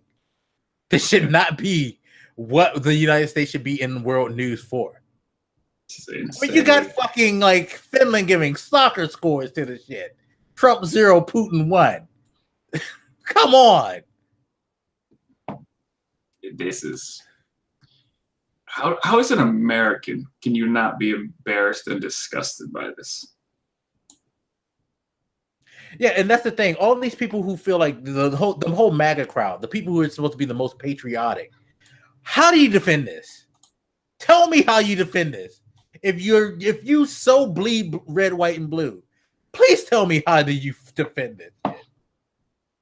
I was having a conversation with a friend of mine the other day. I might have brought it up on a previous podcast, but just this, I hate that we let them get away with the idea that they're the real Americans, and that, especially just if you look at the conservative liberal divide, conservatives in general try to just act like they own the idea of being patriotic and American and all that stuff. But it's these same motherfuckers who undermine everything about America that's supposed to make it great. These same fucking people who keep talking about how much they love America don't know the first thing about what makes America great, and they take no steps to uphold it. It's upsetting, you know. Oh my god. Yeah, it's ridiculous, and it's just I can't believe that this is where we're at. Our standing on the world stage is just so fucking horrible. Finland is running their mouths. We're America, goddammit. Finland don't even talk shit. Finland is a very laid-back country, and you got Finland out here taking shots. Come on. My boy has actually been to Helsinki. And he's these are some awesome, agreeable people, and they're fucking basically shitting on us now. You got the nice guys shitting on us. Come on, man. Where's this American pride at? I mean, people have been pointing out that the Republican Party did stand up a little bit, which they didn't. I still don't agree that what they did was right. No, I don't agree what they did stand up. They just basically went with the tide, if anything. They seem to back our intelligence agencies, but they're still not saying no, Trump, bad Trump, no. So I acknowledge what they did do, but it still wasn't this great moment. But so no, you're not backing the intelligence agencies, because at the same time, on the one hand, when you're trying to say, oh, well, we agree this Russian stuff is bad, you're still screaming witch hunt on the other hand and wanting to get the investigation that is bearing all this fruit torn apart. So no. Your whole argument is null and void because you keep flip-flopping. And you know what I mentioned earlier about him not understanding why this got such a negative coverage, which still blows my fucking mind, but whatever. He didn't understand why. So he tries to backtrack some of this shit the next day, and the one that's going in all the news cycles that's just making me laugh is that he's picking out this one random word that he had said, or I think he said something I don't see why Russia would, fuck with our elections or whatever. And I was trying to backtrack that particular word. Like, I meant to say I don't see why they wouldn't. What? No, you didn't. Go back and listen to that entire. I watched that entire thing. No, you didn't. Come on. I don't know if you saw his attempt to backtrack on that, but yeah. And then he caved the kind of vague. Well, yeah, I agreed with the intelligence community that Russia may have been involved. Like it was like at this point you kind of already fucked up, so don't even try.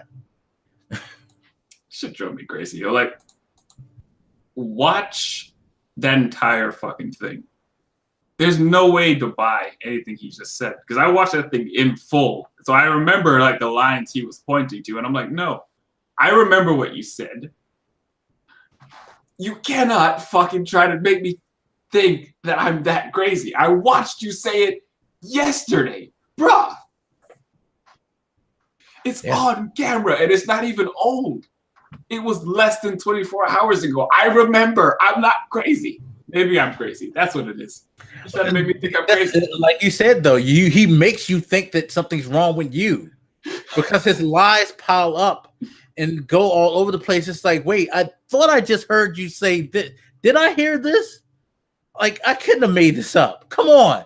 You know what I mean? He's fucking so... It's dumb. And then their defense, it's just ridiculous. It's so fucking ridiculous. It's like, this is where we're at right now, people. We are continually becoming the clown country. I love that even when he's backtracking, he can't even just backtrack. Because one of the main points, I assume, of him doing this is that a lot of us were offended by the fact that he kept siding with Putin over our intelligence agencies. So I assume part of the point of him doing this was to reaffirm, or I guess affirm for the first time, that he sides with our intelligence agencies. And he couldn't even do that. Because when he did it, he was just like, could also be some other people, whatever. Unbelievable. Even in one sitting, he can't do it. I don't understand it. I mean, if he had, stuck to script and did what he was supposed to, we would have all called bullshit anyway, because we know he's a fucking liar. Yeah. But you couldn't even get through the line? It is that against your character that you could... I guess maybe that's redeeming. He couldn't even lie about it. That's how strongly he feels about this Russia shit. Yeah, like he can't turn on his boyfriend. Like his loyalty to his relationship with Putin is ridiculous. Better than I'm not gonna go there, but no, go please. No, I was gonna say better than Peter Strzok's loyalty to his wife, but that part I didn't understand. Like when I started watching him in this little discussion, I was like, all right, he realized he got in trouble, and now he's about to feed us some bullshit, and he couldn't even just feed us the bullshit. He's that incompetent. The entire purpose of this was for you to lie to us and try to convince us that you're siding with us instead of Russia, because that's what really pissed people off, is that you were clearly siding with Russia in that previous meeting. Yeah. And in the meeting that is dedicated to you lying about being on our side, you still couldn't be on our side. What the fuck? You're the president of this country. Yeah. It makes no sense, but well, it makes sense to him. I don't think I've been pressing upon you guys how depressing that statement is. We have a president who can't even lie about being on America's side. Yeah. I can't even. That sentence is so fucking ludicrous. I can't believe it just came out of my mouth. And it's reality. Yeah. I don't know what to tell you. I wish that was hyperbolic, but that is the way I literally. Yeah, that's the thing. It's like we sound like we're being hyperbolic, but we're really not. That's sad thing. Like in a normal world, this should be like just a clear cut case of us being bipartisan. But it's not even about party shit. That's the thing. It's about this one man. Like, there's no real bias in this. This man is fucking nuts. He's fucking nuts, and he's fucking ruining this country. And everybody's standing to the side letting him do it. It's not right. It's just so very confusing. Very. And again, to the point that we keep harping on, a lot of this shit he wants to do, nobody wants to do. Not even Republicans want that. I think they defend him. Well, some of them I don't understand why, because like the main reason you would think that they're defending him is because, I don't know, he has a very fervent base or whatever that he can rally. So there's like a political advantage to having him on their side or whatever. Plus, they've given him so much power at this point that it's kind of dangerous to oppose him. So there's like political, strategical reasons why. But some of them take it way too far, where it's like, no, there's something about you and your love of Trump specifically that I don't understand. But even them, most of them don't want the same shit Trump wants. And we're still going in Trump's direction. Yeah. Which is not how democracy is supposed to work, by the way. But whatever. Apparently it does now in this man's world. It's not the world I want to live in. Please, the rest of the world, just give us like a mulligan or something. Like, come on. Like, when this guy is out of here, do we just pretend it didn't happen? Don't ask that yet, because we need to fix this first. We need to get rid of it first before we can beg pardon, because it's kind of hard to beg pardon, like, while he's still in place to do dumb shit. If he like make waves the way he is. It hasn't even been 2 years, and we're not halfway. No, so we're not even halfway through it. I need them to just like, we're going through a phase, right? Just bear with us. You know, like I'm sure some parents out there raised like a teenager that went through a phase, but you still love them, right? Like, and they grew up and became adults eventually, right? Like, we're having a moment. Don't cut us out of everything. You know, all the unifying world shit that's going on. Let us come back and be Big Daddy America again. Let us be, you know, the main architect of all the cool shit in the world and blah, blah, blah. Just take us back when we're ready. Don't, because as fucked up as these 4 years have been / are going to be, I'm more concerned about like the permanent damage he's done. Because I don't want to come back here like 2.5 years later and be like, so none of the world gives a shit about us anymore, and they won't let us at any of their parties, and now we're just alone and they hate us. I don't want that. So yeah, no, he is isolated. He is making it that way, isn't it? That's my fear. Yeah, he's pretty much isolating us from the rest of the people, because it's like, who you come to the party with? Oh, you're America.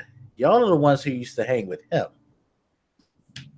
Yeah, like he literally is putting us in that position. I mean, I'm sure some of this damage is permanent no matter what, because I'm sure a lot of those other countries have just been looking at us as America this whole time. So they never really thought too much about the amount of influence and shit we had, because we've largely at least been a positive influence. So it didn't matter. It's like the way a lot of us are learning that the president can do some shit we never thought about before, because most presidents before never did it, right? So it didn't matter in practice that a president could do certain things, because none of them would really abuse it. So now I'm just afraid that all these countries are looking at America like, I mean, yeah, even if they become cool again, isn't it a problem that they had so much power in the first place?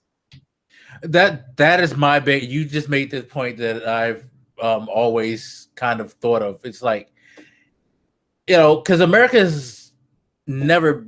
I would say until Obama came. I hate to say it this way, but until Obama came into office, I don't think America has ever had a position in the world when it comes, to the political aspect of maybe they could really be our friend for once. America's always kind of been like, we're cool with you because you're the most popular person at school. You have everything, you're the rich guy, you have everything. Everybody needs to come to you because big dog in the yard. Yeah, you're the big dog. Yeah, basically, you're the Roman Reigns type thing. I'm the big dog in the yard type thing. And that when Obama came into office, you remember when he was first elected, everybody sent him these letters of congratulations throughout the world, and this hope of establishing a new relationship because he came with this more worldly view of the political landscape that encouraged them to think, well, maybe we don't just have to be business partners. Maybe we could actually be cordial, if not friends. By the way, Shinsuke, you dick. Shinsuke is a fucking dick. You see this man? Do you see this man? I mean, he's looking good with the belt. He's loving that shit. By the way, why is he fighting the Green Goblin? Oh my God, his eyes. Sir, get your life together, Jeff. Anyway, but no, people, going back to what I was saying before I went to WWE shenanigans, people around the world were kind of encouraged. Even the Middle East was like, yo, we can't wait to talk to you, because they were encouraged by maybe we can we can have some type of coexistence. And we kind of got that with the stuff that Trump keeps talking about Iran and how Obama screwed us with Iran. He actually built some type of relationship. It may not have been the heavy-handed, you do what we say type thing that a lot of conservatives wanted, but it actually made us kind of be able to talk and be, have a conversation. Sure.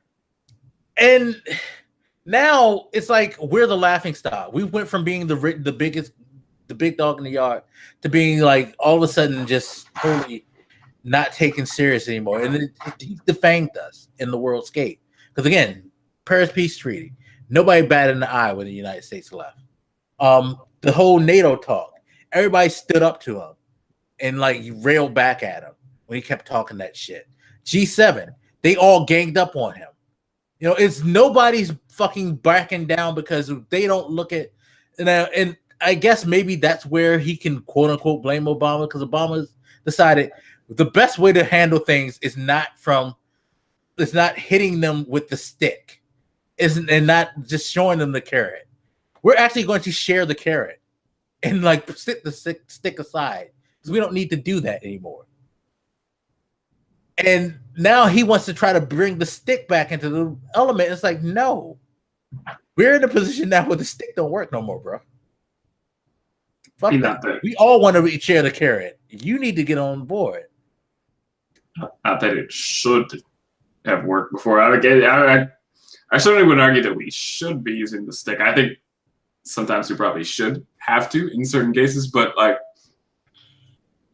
I do think the goal that we should want for the world is to be able to have this harmonious, symbiotic relationship with those other motherfuckers, which is why it's important that we are super cool America and continue inspiring those countries that haven't come as far, socially / governmentally, I guess, because it certainly isn't the case that everywhere is a democracy and everything's super awesome everywhere. And America has been seen as spreading democracy throughout the world. And I'm sure some people see that as, America thinks they're right about everything. I'm sorry. Democracy is better than a lot of the other shit that has been done. That's why you see a lot of countries move toward it. Yeah. I had this idea that because America does it and we, think other places should do it, it's inherently wrong. Yeah, I think part of it is just, again, it's the way that we did the carrot and the stick thing. It's like we should come with the lovely words, but we're like also come with the heavy hand, like, okay, now do what we want you to do, and it's all good type of thing. Because we have, had relationships generally in the past were predicated on we'll help you up, but you got to kind of bend to our like needs or our wants or our will in a way. It was just a friendly manner that we went about it. You know what I mean? But the world's different. The world has changed quite some in the past, I would say 10 years, because I think it started with the final 2 years of Bush, not necessarily his his whole administration pushing that agenda. But I think when we had that like big world like financial economical crisis during the like final 4 years of the Bush administration, I think like a lot of ways that we looked at how things are done were reevaluated. Because you look at it, that's the EU and things like that kind of made more sense when you looked at how, like, see, this is what happens if the whole thing collapses. At least we're now together to work together and fix this. And it's not just like countries are just going to completely fall flat on their face because we're all like being independent. The world economy is like a concern that we are all working to save. That's one reason why, economically speaking, Russia is in the shithole anyway, because they've never been a part of any of the parties. You know what I mean? Yes. They've always lone wolfed it. On purpose. Yeah, they've lone wolfed it. And you see what lone wolfing has done to that country, which is another reason why I don't understand Trump's agenda, because yeah, Putin has consolidated his power, but his country is weak. I would say the same thing about North Korea. Their economy is a fucking disaster. Yeah, it's a mess. Yeah, Kim Jong-un has all this unwieldy power, but these people are fucking starving to death. Yes. These leaders he talks about that he wants to become close with, and he talks about it being strong. Their countries are not in good shape. No. I mean, say what you want about the EU point, they do a lot of their shenanigans because they don't know how to address people properly. Kim Jong-un in this whole nuclear thing isn't done necessarily because he just wants to blow up the United States out of nowhere. He has no other means of dealing with trying to fix his country other than trying to instill enough fear to where people will be like relax things. He's fighting he's trying to like look strong instead of just asking for help when that's what he fucking needs. He thinks he's trying to use the fear tactic to get what he wants. Same thing with Putin. Although Putin's a little bit smarter because he's using cyber technology and is fucking railing this country on the low. But it's like they're doing these despicable things because they don't have it within them to actually be diplomatic and like to work out anything. And that's why their countries are failing. Certainly. I think there's a good reason other than just it's mutually beneficial for us to be working together. It's because there are still some threats in the world, like Russia, who isn't just fucking with our election. They're doing it across the West. Generally, they're messing with other countries' elections too. And if we're unified, we can deal with that better. Or China, who a lot of people acknowledge there's some unfair trade shit with China. We could probably deal with it together. Not the way Trump is trying, which isn't working, which is just, I don't know what the fuck he's trying to do, but it's not working, obviously. In fact, wasn't one of the benefits of TPP supposed to be that we could deal with this shit that he's trying to deal with single-handedly? Yeah. Which, I guess goes to your point, I never understand his fucking strategy, because a lot of the shit that he says he wants, we either were already on the way to doing, and he pulled us out. I'm not even going to finish that sentence. I'm done. There's clear paths to get what he wants, and he just avoids those paths. paths completely and goes down a stupid path that doesn't lead to what he says he wants. Yeah. When you combine that with the fact that he just makes up a bunch of problems that don't really exist, you end up in this weird clusterfuck that is his policies. Yeah. And this has been a fun news cycle in the sense that it took us off. It allowed us to focus for a second on the fact that, or to shift focus from the depressing fact that we have a bunch of like kids separated from their families and stuff. That depressing shit nobody wants to deal with. Yeah. Oh, 1 second. Shinsuke, sir. I'm sorry. I love Shinsuke. He is fucking. Oh my god. Like the way he was just standing there with the belt. Like, dude. God, could you just imagine if this was the actual WWE championship he had? I mean, maybe he can make this one the bigger title. It already is, in a way. The Intercontinental title in Japan was big shit. 2 days and he's already done that. Don't disrespect Mr. Styles, bro. You need to chill. I love AJ, but fuck. Like AJ for the ring work, fuck yeah. But this guy's flair is just ridiculous. This is why I need Rusev to have the belt. If him and Rusev both have belts at the same time, good lord. That's what we need right now for WWE. Anyway. See, Jeff is disrespectful. That's the only, again, to move back to the whole thing. WWE clearly has solved their international problem. I can't. Well, at least they're working on it. Like, they give a shit. They think it actually matters. That's why you see them in Saudi Arabia trying to do appeal to India. And having the UK title and all of that. And developing all these belts. Even they're acknowledging that, like, the world is a place that exists and it's bigger than America. Yeah.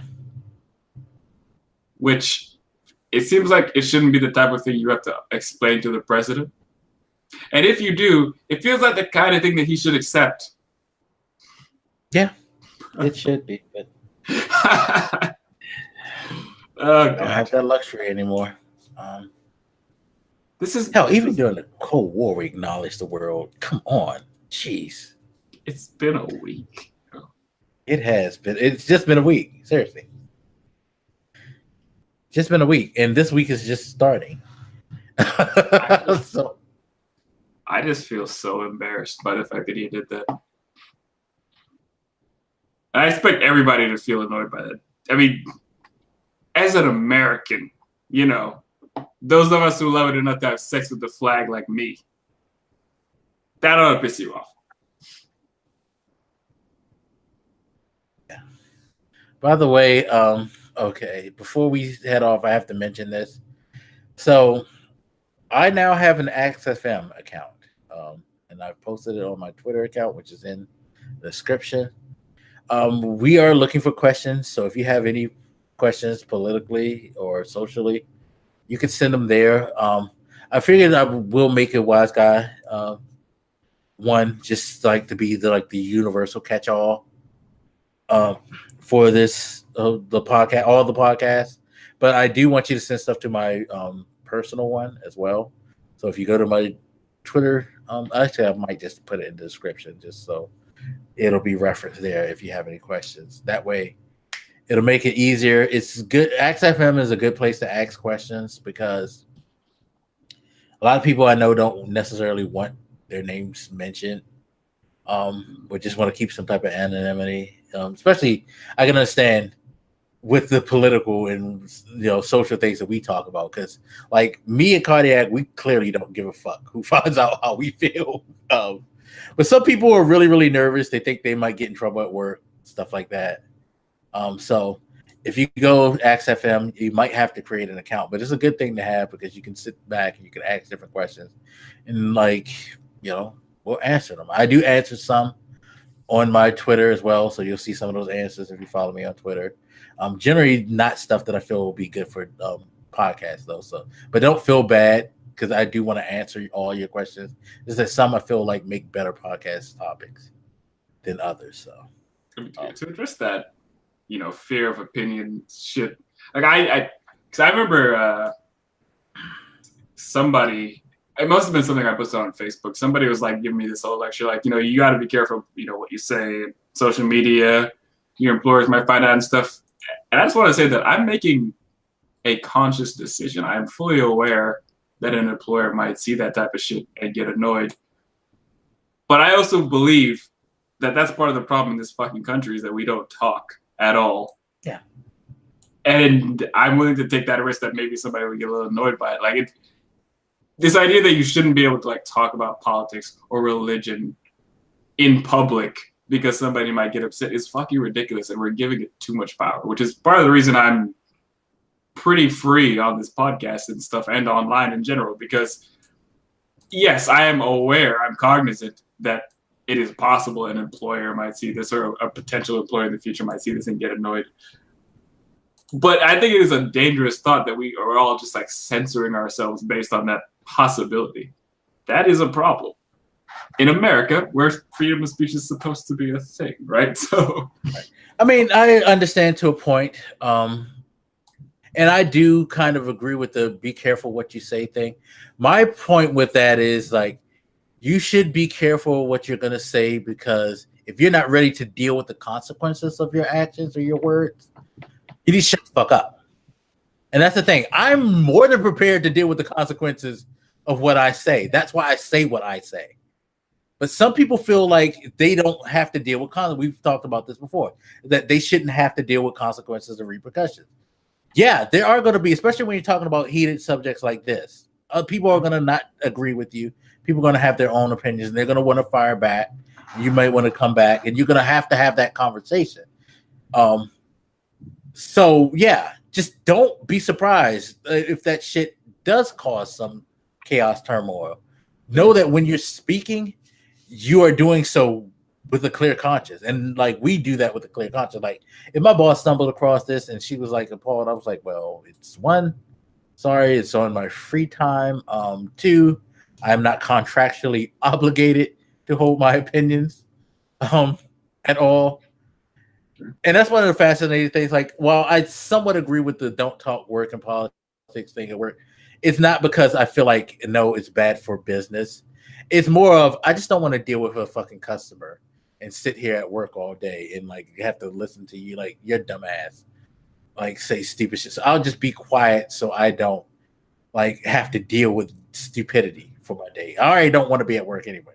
God damn it. I hate working, getting up in the morning, having to drive 30 minutes like most people do. So I don't need you like to just like put me in a foul mood. We can have this conversation off the clock, but right now you're already pissing me off by making me be here. Shit. I would say I guess one more reason I feel emboldened, because aside from maybe the offensive analogies we use, like the blowjob and the blowjob and the blowjob. There's lots of blowjobs. Aside from those, I mean, I was gonna go another way, but I kind of wanted to keep it a little bit censored. I could have went a lot deeper than that, people, if you're offended by the blowjob. I mean, first of all, I think it's fine, because I think we generally make the point that this is not like a kid's podcast. But yeah, that aside, generally speaking, I do feel like I'm pretty fair in pretty much everything we talk about. Like, I'm as unbiased as I can muster. I'm speaking fairly. I'm trying to back up my arguments. I'm not like saying anything crazy, which is another one of the reasons, like when I got that lecture about watch what you say, one of my responses was like, I'm not saying anything wrong. I'm sorry. I'm not saying anything insane, at least. You can argue that I'm wrong if you wish to, and I may well be wrong because I'm a human and I can be wrong, but I'm not saying anything ludicrous. I'm saying fairly reasonable shit. And I don't know if you guys ever seen like writing stuff online, but it's fairly like long and really calm and like well thought out. It's not like I'm not shit tweeting like Trump. All right. Like, right. They're usually fairly well thought out written points, they're not anything insane. I've gotten lectured on this a few times, so that's why I'm thinking about it. It's just like if I can't get away with saying this, which was like a piece of writing that took me a couple hours to think through and, you know, really formulate what I wanted to say in a very calm, reasonable manner. Like, if I can't even say this, what the fuck is the point of being American? I mean, good God. The most benign statements I could craft, and people have given me guff about, you know, you should be careful about saying that. Well, what are we allowed to say then? Yeah. That's just the point I wanted to make on that. I'm certainly not suggesting you guys go ape shit at work and just start saying whatever the fuck you want, I guess. But consider that, you know, we live in America and you're supposed to have that right. And I feel like things like, you know, race issues, religion, politics, a lot of that stuff would be a lot less taboo if you could actually speak about them. Because I remember making this point at work one time. I was like, look, man, it was like the atheist thing. I remember I told somebody at work I was an atheist, and I had made the point of doing this on purpose because something had pissed me off that day. I was in like a coworker's office and they had a cross or whatever. And I remember thinking, you know, if I said I was an atheist right now, a bunch of people would be uncomfortable, but nobody gives a fuck that this one has a cross in their office, and they shouldn't give a fuck because it doesn't matter. Like, and of course, I did say I was an atheist, and people were a little uncomfortable, but I still think the point needed to be made that, like, it shouldn't matter. There shouldn't be this taboo that you can't even use that word in an office. So the point I had made at that time was, anything you guys ever want to talk to me about, it's not off limits. I don't give a fuck. We need to stop at. I can't tell all of you guys that things like religion and politics and race and blah, blah, blah shouldn't be taboo and we should be able to talk about them freely and then not do that in my own life. So there's no like particular context generally in which I'm unwilling to talk about it. Like I don't bring it up at work myself, but if somebody wanted to come and talk to me about it, I wouldn't be like, no, we're at work. Go kill yourself.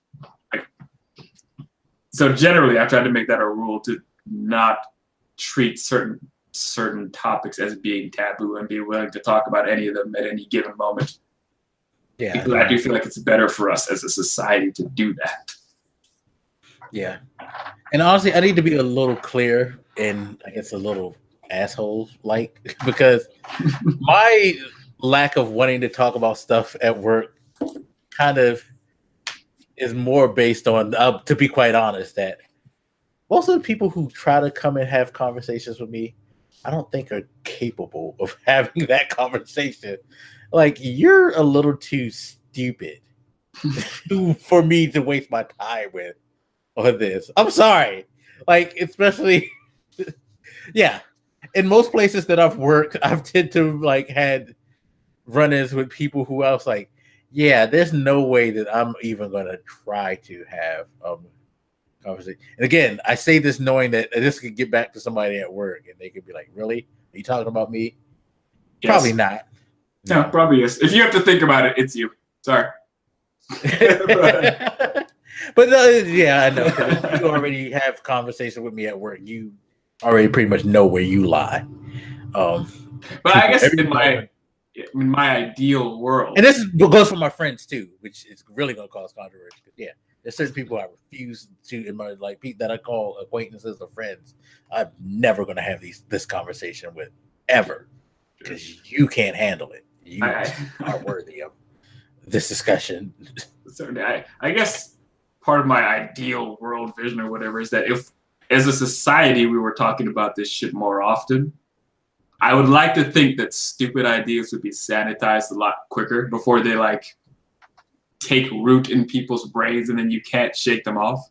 Because like a lot of these topics, people just don't talk about for years on end, and then they just like they're so used to thinking a certain way. I like to imagine that if as a society we were talking more often, stupid ideas wouldn't survive in somebody's brain long enough because they would be purged before it's too late to get them out. You know, they just sink deeper and deeper into somebody's brain, and then it's impossible to rip them out. I'm a little idealistic, maybe, but generally that is like. Well, I would say this: at the least, they would at least have another viewpoint to digest. So that at least when they want to dismiss it, they can't say that they aren't aware. Because I think that's another thing that a lot of people hide behind too, is their lack of knowledge of something. It's easy to just say, well, I never heard of anything like that, so I can't agree with it, as opposed to actually having to confront that thing and then having to like admit, well, I know this is what, you know, other people think, but I still dismiss it. Because a lot of people don't like to own up to that. You know what I mean? They don't like to acknowledge, like, maybe it kind of like, you know, how we've had conversations with religion and stuff like that, and your viewpoint on it about like how people can't acknowledge like some of this shit is so fucking like absurd. They just rather just pretend like they never heard it, or they rather not talk about it, because if they know that if they get introduced to an idea that could possibly start to change them, it starts to hurt inside. It fucks them up. Some of them really haven't been exposed to certain ideas, though, which I guess is part of my concern. But it's like they like to be naive. People like to be naive because they don't want to deal with, again, it's the whole, you say you want to speak your mind and all that, but you don't want to deal with the consequences of it. So.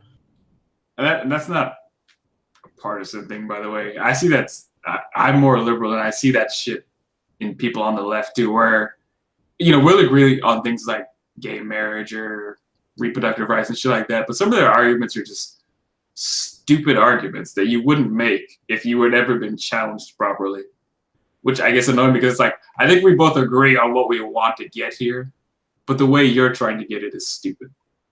And if you'd accepted other or confronted other arguments before, you wouldn't be making some of these, because hopefully these dumb arguments would have been purged, and then we would just be left with the good ones. Hooray. It'd be nice. So nice, but yeah. Yes. So I guess you guys can ask Mike whatever the fuck, and he'll reveal his. We're gonna get him to make one, by the way. He's gonna make one so he can be harassed. Nobody's gonna ask me anything. I don't have any followers or anything. Like, doesn't matter. It's gonna be pinned to my site. It'll be pinned to my Twitter, and it's going to be in our references, like mine is. So feel free. I can send me a link to make one of these things. I can do it. I'm doubtful, but somebody's going to ask me what I like in my butt, and I'm going to be like, I don't know. I'm still experimenting. That's the beauty. You don't have to answer everything. I would challenge myself to answer everything. Although I certainly welcome the question that's just so rough that I have to be like, you got me. I couldn't do it. So it's funny because I've gotten some questions that are I have to actually go over with Katina, because I don't think we should ask those questions. I mean, I enjoy that you answered the fantasy shit. I don't know. What it was. I can't remember the question was. Fun fact, it was about shit. What was the question? Damn. Oh, anything exciting happening in your life right now? That was the answer I put to that question. Because a friend of mine, we were having this discussion. This is how that answer came. Me and a friend were having a discussion about this stuff, and that question came up, and I laughed. Like, that's funny. I should answer with what we were talking about. And she was like, you would never put that out in public. I dare you to do that. Some things you don't dare me to do. Like, as long as it's within like my realm of rationality, which is a huge realm, I'll go ahead and do that shit. And that's why I did that shit. Oh, good. You should never be like one of those people that be like, you won't, Mike, because he definitely will. Don't try him. Yeah, there's only like a handful of things that I won't. But yeah, it was just nice to see the openness in the answers, and I was like, yeah, that's actually pretty cool, man. Like, they got to see this asshole as like a person, which I don't agree with. I think he's still an asshole, but just nice openness in answering. It was cool stuff. I thought it was a tame fantasy, so I don't know. It's fun. I actually find it fun and enduring to. It's endearing to conversate with people, as they say, even though that's not a word. I was about to Why is that a word in a dictionary now? Why is that even a word used in common language? Because Converse, that's how people. language goes. It evolves. Converse. You don't conversate. Okay. Look, it's too late because much to my chagrin, and somebody finally like called me out on this. It's in the fucking dictionary now, so it is a word. But it's in the dictionaries as a word that is in common use, and it says the origin is that it's not a word. The dictionary actually tell you it's not actually a word. Well, that's ironic, but it's in there. So, but I mean that is how language evolves, right? So it's not static. Yo, this Randy Orton fucker.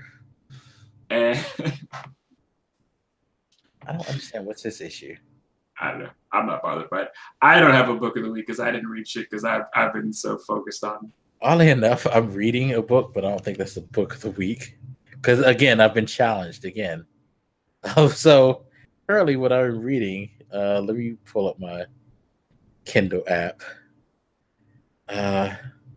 Kama Sutra. Back up. Nah, it's not that far. So, again, having conversation with a friend. I need to stop having conversation with female friends because they lead me down dark path. Like y'all, women are really treacherous. Jeez. But a friend of mine was talking about a book. It was a romance novel that she was reading, and she just bought it for cheap off Amazon. She was just like, we were talking about it. I'm listening to her talk about it because there were some interesting things that happened. And we were discussing those interesting things, not the sexual thing, just relationship thing. But then she all of a sudden went, you know what? You should read this. You might actually find something interesting in this. And so I was like, well, what is it called? And she told me the name. It's called Taking the Heat, which sounds like it's going to be just full of smut. Literary porn. Yeah. It's a quote unquote romance novel by Victoria Dahl.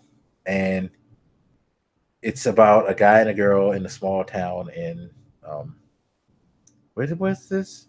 I forget the state. Wyoming. Jackson, Wyoming. Those novels are trash. They don't know what romance is. Fuck that.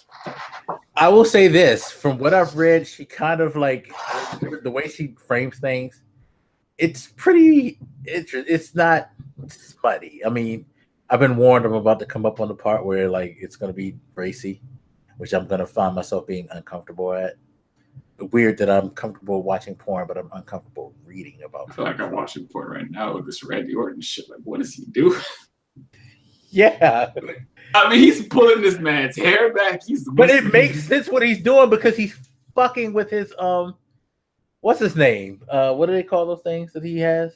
The disc. He's like fucking it up. He's pouring in the hole. I can't deal with this. And look at the crowd. The crowd is even short. It's like, yeah, that hurts.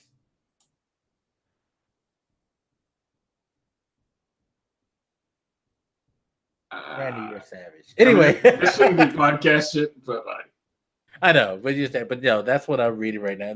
She challenged me. I was like, you know what? I haven't really actually read a book in a while. I usually listen if I do engage in books. I was like, I actually need to read a book. So I'm reading this thing. And you chose porn. Good job. Anyway. Yeah, she was like, would you read it and discuss it? I was like, sure. Why fuck not? Because you're not into smut. Broadening my horizons. Anyway. So, I'm into more mature porn now. All right. Good to know. I've evolved. It's a real highbrow masturbation. That's the kind of guy Mike is, ladies and gentlemen. He can't even like jerk off like the rest of us. He's just better than everybody else. Pornhub is for savages. All right, I think we've ended. We're ending on a fucked up enough note. It's a more positive note than where we started. So yeah, I don't know if it came up last week, but those boys that got saved, that happened. So yeah, that was good. All the soccer team and the coach and the rest of us, we got out. R.I.P. to that dude who went down to lay down the air taxi and died helping them. Yeah, that was positive. France winning the World Cup. That was good. Especially if you like are against immigration. This is an example of how immigration is a positive thing, because I think there were only two actually pure French-born people. Everybody else was either first or second generation immigrants, including their best players, Pogba and Mbappe. Taking all the fucking French jabs. And it was killer that it was like both Pogba and Mbappe who sealed the deal to the whole thing. That's what made it even like more priceless. Oh, by the way, shout out to Mbappe, because he donated his entire World Cup salary, 500,000 euros, to charity. I mean, they could have come this way, you know. I got needs. Where was I when he was doing all this shit? I'm just asking for a friend, you know. Like, should have just played soccer when you were a kid. You might have been there too. Apparently, I'm sorry. My job isn't to support is kicking a fucking ball around. See, why did you bring me back to the negative? Fuck you. I know, because he makes $19.5 million a year. Did you know that? 19.5 million euros, I should say, which is probably like $25 million a year, to be quite honest, in American money. So yeah, but he's awesome. He's only 19. That puts more salt in the wound, right there. No disrespect to all the athletic work you got to do. I'm just saying, you know. I don't feel like it's curing brain surgery. Whatever. Sorry. That'll learn you to learn how to be great in your life, sir. Yeah. Fuck me. I should learn to kick the balls. Exactly. All right, we're done here. So thank you guys again for watching. Hope you enjoy, and we will see you next time. Hopefully, we won't have such a horrendous week. But and also shout out to the judge. We didn't mention it, but shout out to the judge who put a stay on them deporting families that were brought back together. Good job, sir. Make them work for it. All right, we're out of here. Peace.